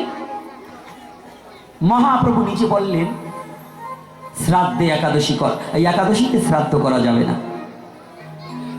প্রেত দাতা ভুক্তা নাকি, যে করাবে সেও নরকগামী হবে, যে প্রেতের উদ্দেশ্যে করাবে সেও নরকগামী হবে, যে করবে সেও নরকগামী হবে। এইবার একেবারে টাইপ করা, কলির যুগে শ্রাদ্ধের কোনো ভিন্নতা আছে কিনা, শ্রাদ্ধে নিয়মিত অতিথিদের খাবারের ক্ষেত্রে কোনো বিধিনিষেধ আছে কিনা। বাহ বাহ বাহ, প্রশ্ন দেখেন কয়টা করছে, কতে করছে ওইটা, খতে করছে সাত্বিক আমিষ কোনটি গ্রহণযোগ্য, খতে করছে অপমৃত্যু হলে শ্রাদ্ধের নিয়ম কি, তা নিয়মিত শ্রাদ্ধের নিয়ম অনুযায়ী সম্পূর্ণ হয় নাকি ভিন্ন আছে, কারো জীবদ্দশায় তার নিজের শ্রাদ্ধ করার কোনো শাস্ত্রমত নিয়ম আছে কি না। আগে শ্রাদ্ধ শব্দের অর্থ জানতে হবে। শ্রাদ্ধ মানে শ্রদ্ধার সহিত যে কার্য করা হয় তাহাকে শ্রাদ্ধ বলা হয়। প্রথমত কলি যুগে আর দাপর যুগের শ্রাদ্ধের মধ্যে পার্থক্য আছে। কলির যুগে, দাপর যুগে কিন্তু মাংস দ্বারা শ্রাদ্ধ হতো। এই কলির যুগে মাছ মাংস দ্বারা শ্রাদ্ধ মহাপ্রভু নিষেধ করেছে। কলির যুগে যারা মাতা পিতার শ্রাদ্ধে মাছ মাংস প্রদান করছেন, এটা সম্পূর্ণ অবৈধ, এটা মহাপ্রভুর মত পথের মধ্যে পড়ে না। এটা রাক্ষসদের মত। খাওয়ার জন্য মহাপ্রভুকে যারা না মানে, তাদের মত যে শ্রাদ্ধে মৎস্য দিতে হবে, মাংস দিতে হবে। তো এই রাক্ষসের কথায় তো সনাতন ধর্ম চলতে পারে না। যারা এক টুকরা মাছের জন্য সমাজে একজনের ভালো কাজ পণ্ড করে, এক টুকরা মাছের লালসায় ভগবানের প্রসাদ থেকে যে বঞ্চিত হতে চায়, তাদেরকে রাক্ষস ছাড়া আমি অন্য কিছু বলি না। কুকুরেও যেমন একটু খাবার নিয়ে মারামারি করে, ওই কুকুরের স্বভাব যাদের ভিতরে প্রবেশ করে, তারা শ্রাদ্ধের মাছ নিয়ে মারামারি, চিল্লাচিল্লি এবং সমাজে হট্টগোল বাধায়। রাগ করছেন নাকি? বলো না গো রাধে রাধে। কি পাওয়ার কমে গেল? কে মাছ খাওয়ার লোভ আর কমে যাবে তাই? আমার বলার কথা প্রশ্ন করছেন, বলে যাবো। আপনি মানবেন কি না মানবেন এটা আপনার ব্যাপার, কিন্তু আমার তো উত্তর দিতে হবে নাকি? উত্তর দেবো কিনা? কি আর একটু সময় উত্তর দেবো না দেবো না? এইবার খতে বলছে অপমৃত্যুর শ্রাদ্ধের নিয়ম কি?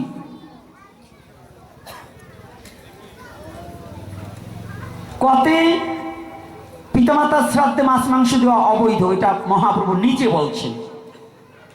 আমি সেটা বলছি, আমি বলছি না। খতে অপমৃত্যুর শ্রাদ্ধ, হ্যাঁ, অপমৃত্যু কাহাকে বলে এটাও জানতে হবে, যে স্ব ইচ্ছায় মরেছে, স্ব ইচ্ছায়। তবে ইদানিং ওই আমাদের ওই যে বলছি স্মার্ত মতে লেখা আছে, যদি কেউ গাড়ি অ্যাক্সিডেন্ট করে, জলে ডুবে অগ্নিদগ্ধ হয়ে মৃত্যু হয়, তাহলে তে রাত্রি পালন করে শ্রাদ্ধ কার্য করিবে। এটা স্মার্ত মতে। তাহলে যখন জানতে চেয়েছেন আমি সেটা বলে দিলাম নাকি? রাধে রাধে। আর যারা সুস্থ দেহে মারা যাবে, তাদের সমস্ত জাতির জন্য 11 দিন অসৈস বরাদ্দ। 10 দিন অসৈস, 11 দিনে শৌচ, সমস্ত জাতির জন্য। আর এই 11 দিন, 15 দিন, 13 দিন, 1 মাস করেছে, এটা করেছিলেন তখন বর্ণবাদ সৃষ্টি করার জন্য। ভারতের সংবিধান রায়প্রাপ্ত কাগজ, সুপ্রিম কোর্টের কাগজ, তাতে সমস্ত জাতির জন্য 11 দিন ঔষধ পালন বিধান। জানতে চেয়েছেন, আমি বলে দিলাম, মানবেন কিনা সেটা আপনার ব্যাপার। আমি বলার দরকার বললাম নাকি বাবা? ডাক্তার বলেছে পান বিড়ি সিগারেট খাবেন না। এই আসরের মধ্যে আজকে সকালে আসছি, এই মায়েরা যে জায়গাতে বসে অনেক পানের পিক দেখছি। আপনি বলুন তো, আপনি আর একজনের থুতুর উপরে বসবেন? তা আপনি এত বড় সুন্দরী যে মুখে পান চাবাইয়ে ওই ধুয়ে গেলেন, ওই পরিষ্কার করে গেলেন না। এখানে যারা পারাবে, সাধুগুরু বৈষ্ণব পারালে যে অপরাধ হবে, এই অপরাধের বোঝাটাকে নেবে। ভাগবত আসলে সে পান চাবানো আর ছাগলের ঘাস খাওয়াই দুইটা সমান। ভাগবতী আসরে বসে পান খাওয়া আর ছাগলের ঘাস খাওয়া দুইটাই সমান। কি রাগ হচ্ছেন নাকি আমার কথায়? কি মিথ্যা বলছি বাবারা? বলুন। আপনি পানির সিঁড়ি ফেলে গেলেন পাটির নিচে, বসাটার নিচে, ওই রসে আর একজনের কাপড় নষ্ট হইল, হয় না? অপবিত্র হলো না? মুখের থুতুতে অপবিত্র হয় না? এই জন্য আজকে আমি বকাবকি করলাম না। সাবধান হয়ে যান। নামের আসরে, ভাগবতের আসরে কোনো খাবার দ্রব্য নিয়ে এসে বসবেন না। যদি বিড়ি খাওয়ার অভ্যাস থেকে, পান খাওয়ার অভ্যাস থেকে, মুখ ধুয়ে এসে বসবেন। হরি কথা শ্রবণে পরে ইচ্ছা হইলে খাবেন, আর যদি মনে করেন আজ থেকে প্রতিজ্ঞাবদ্ধ হওয়ার খাবো না, তাহলে পরিত্যাগ করে দেবেন। বলো না গো, রাধে রাধে।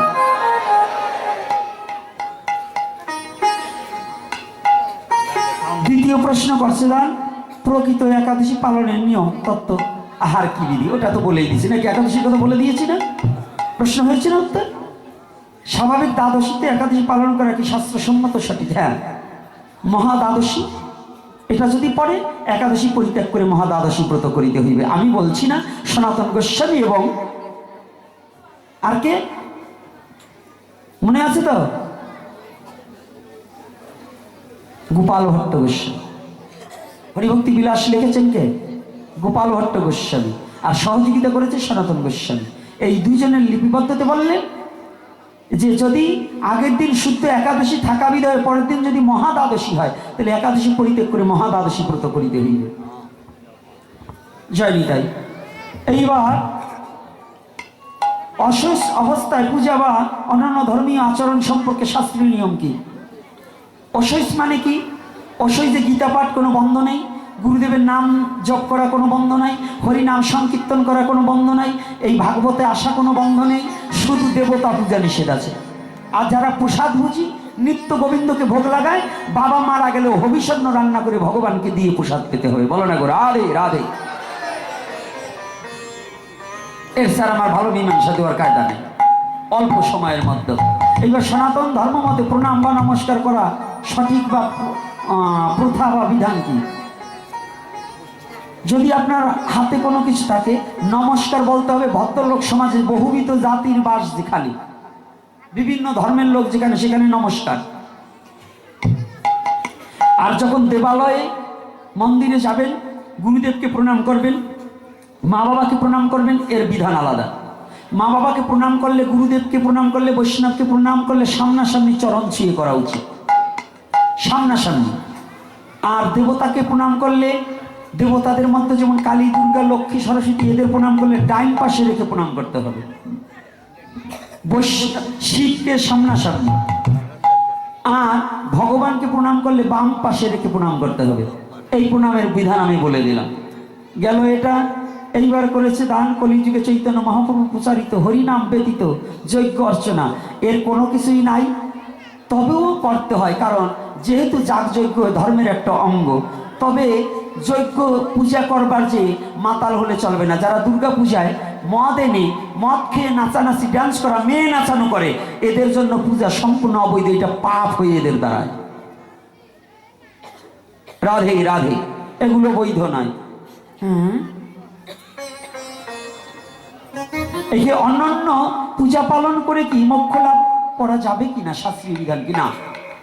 কলির যুগে একমাত্র নামযজ্ঞ সার, অন্য কোনো ধর্ম করলে নাহি হবে পার। একবারে সত্য কথা বলছি। তবে নাম করার, নাম দেওয়ার, নাম শোনা কিন্তু এক নয়। নাম করা, নাম দেওয়া, নাম শোনা এক নয়, আলাদা। এই যারা নাম দিচ্ছে, কমিটির অনেক লোক আছে, নাম দিচ্ছে কিন্তু নাম শোনে না। কি আছে না, বলে আমি এই কমিটির সেক্রেটারি, আমি সভাপতি, আমি কোষাধ্যক্ষ, তা আমি অমুক, আমি এত কষ্ট করি, আমি কেন সম্রাট যাবো আসল। এই অহংকার থাকতে তার নাম দিতে হবে না, নাম দিলে শুনতে হবে। এখন আর কোনো প্রশ্ন হবে না।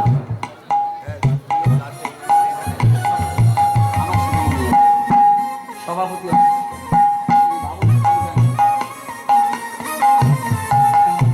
ওটা আমরা ভালো করে জানা আছে। তাই এইবার ভালো করে শুনুন। কি আর 2 মিনিটের মধ্যে বিশ্রাম দেবো নাকি? হ্যাঁ, না আর একটু আলোচনা করব। তবে আজকে কিন্তু নাচতে হবে। এমনি দুর্গা পূজায় ড্যান্স দাও, আজকে ওই ঝাঁকা নাকা ড্যান্স হবে না। আজকে চালাও ডিজে, বোঝো কি যে আজকে হরি নামে নাচতে হবে। হরি বল, হরি বল। অপারেটর বাবা গেল কই? আমার মৃদঙ্গের সাউন্ড পড়ে গেছে। আসো বাবা, আসো আসো। আর সিগারেট খাবার বাইরে যাইও না। আমি তো ভাবছি বুলেটে বুঝি অপারেটর।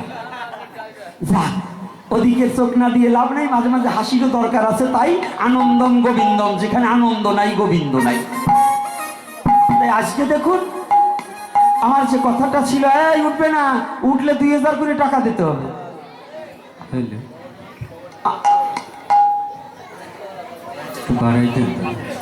আজকে এই নামযজ্ঞের সভাপতি হরিনারায়ণ সরকার মহাশয়, তিনি গুরুতর অসুস্থ। তাই আপনারা সকলে একটু এনাদের এই বংশের অনেক অবদান আছে। এরা দাতা পরিবার এবং এরা দানশীল। দেখুন, আমি শুনেছি একটা ভক্ত বলেছে তাদের ফ্যামিলি না, অন্য বাড়ির একটা লোক বলছে যে তার বিল্ডিংয়ের আগে নাকি মন্দিরের কাজে হাত দিয়েছে। তাহলে কতটা মন হলে পরে ভগবানের জন্য মন্দিরের ইটটা ফেলে তারপরে আমার গৃহ নির্মাণ, এটা কিন্তু একটা উদারত মন না হলে হয় না। তো এই পরিবারের অনেক অবদান আছে, বিভিন্ন জায়গায় দান ধ্যান করেন। তবে আপনাদের কাছে আমি গৌরহরির কাছে একটু প্রার্থনা করি, আপনারাও একটু গৌরহরির কাছে প্রার্থনা করুন, সেই হরিনারায়ণ সরকার মহাশয় যেন সুস্থ থাকেন এবং ভগবান যেন তাকে সুস্থ রাখেন।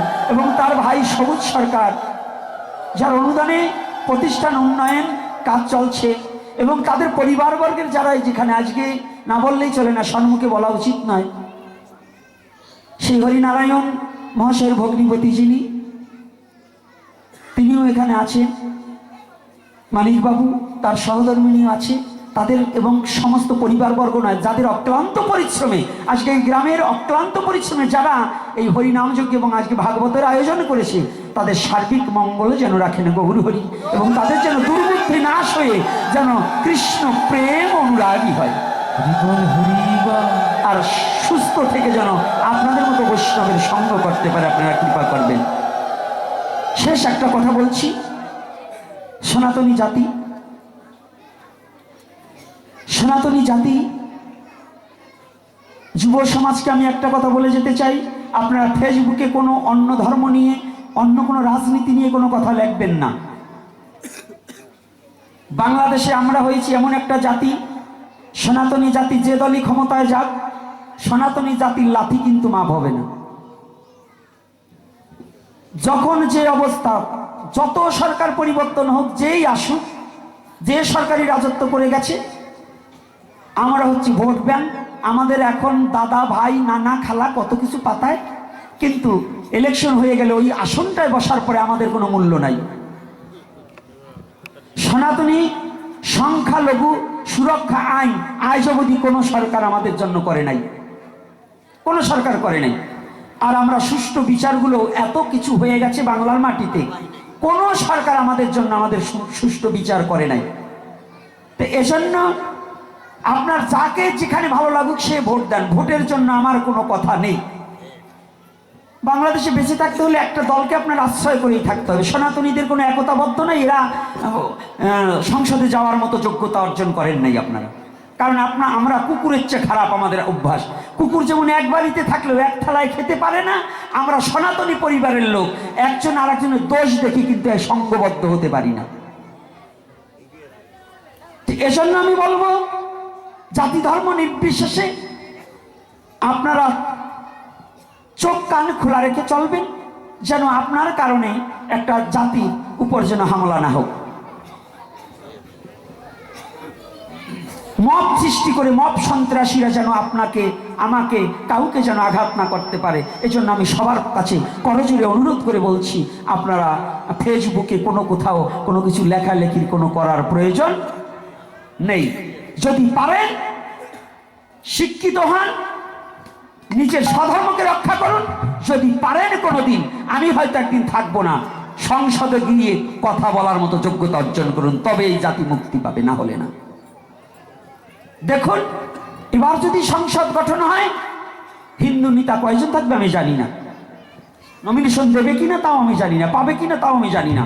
তবে আমার জানা মতে আমি খোঁজ নিয়ে দেখেছি, এক জায়গা দিয়েছিলেন, বাজে কমেন্ট এসেছে যে মালায়নের বাচ্চা হবে আবার সংসদে যাবে। আমরা হিংসা চাই না, আমরা কারোর সাথে সংঘাত চাই না, আমরা চাই শুধু সনাতনী জাতি একটু সুখে বসবাস করার। জন্মেছি বাংলার মাটিতে, স্বাধীন বাংলার মাটিতে আমরা যেন নিরাপদে থাকতে পারি, এটাই আমরা সবার কাছে প্রার্থনা করি। যত রাজনৈতিক নেতা আছে, দল আছে, সেই দলকে প্রতি আমার অনুরোধ থাকবে, আমি কোনো দলের চামচা না, দলের দালাল না, আমি কোনো রাজনীতি করা লোক নয়, আমি শুধু আমার জাতির জন্য যা যা করণীয় তা করবো, যা যা বলার তাই বলবো। যদি আমার জাতির প্রতি আঘাত আসে, এই দেশের প্রেসিডেন্টকেও আমি কথা বলতে ছাড়বো না। এটা আমার অভ্যাস এবং আমার রক্তের সাথে মিশে গেছে। এইবার আর একটা কথা, তোমরা একটু আমার ভিক্ষা করতে যাও, আর শুনুন, পকেটে টাকা থাকলে দেবেন না, তাহলে হারাই যাবে, আর জীবনে টাকা খুঁজে পাবেন না।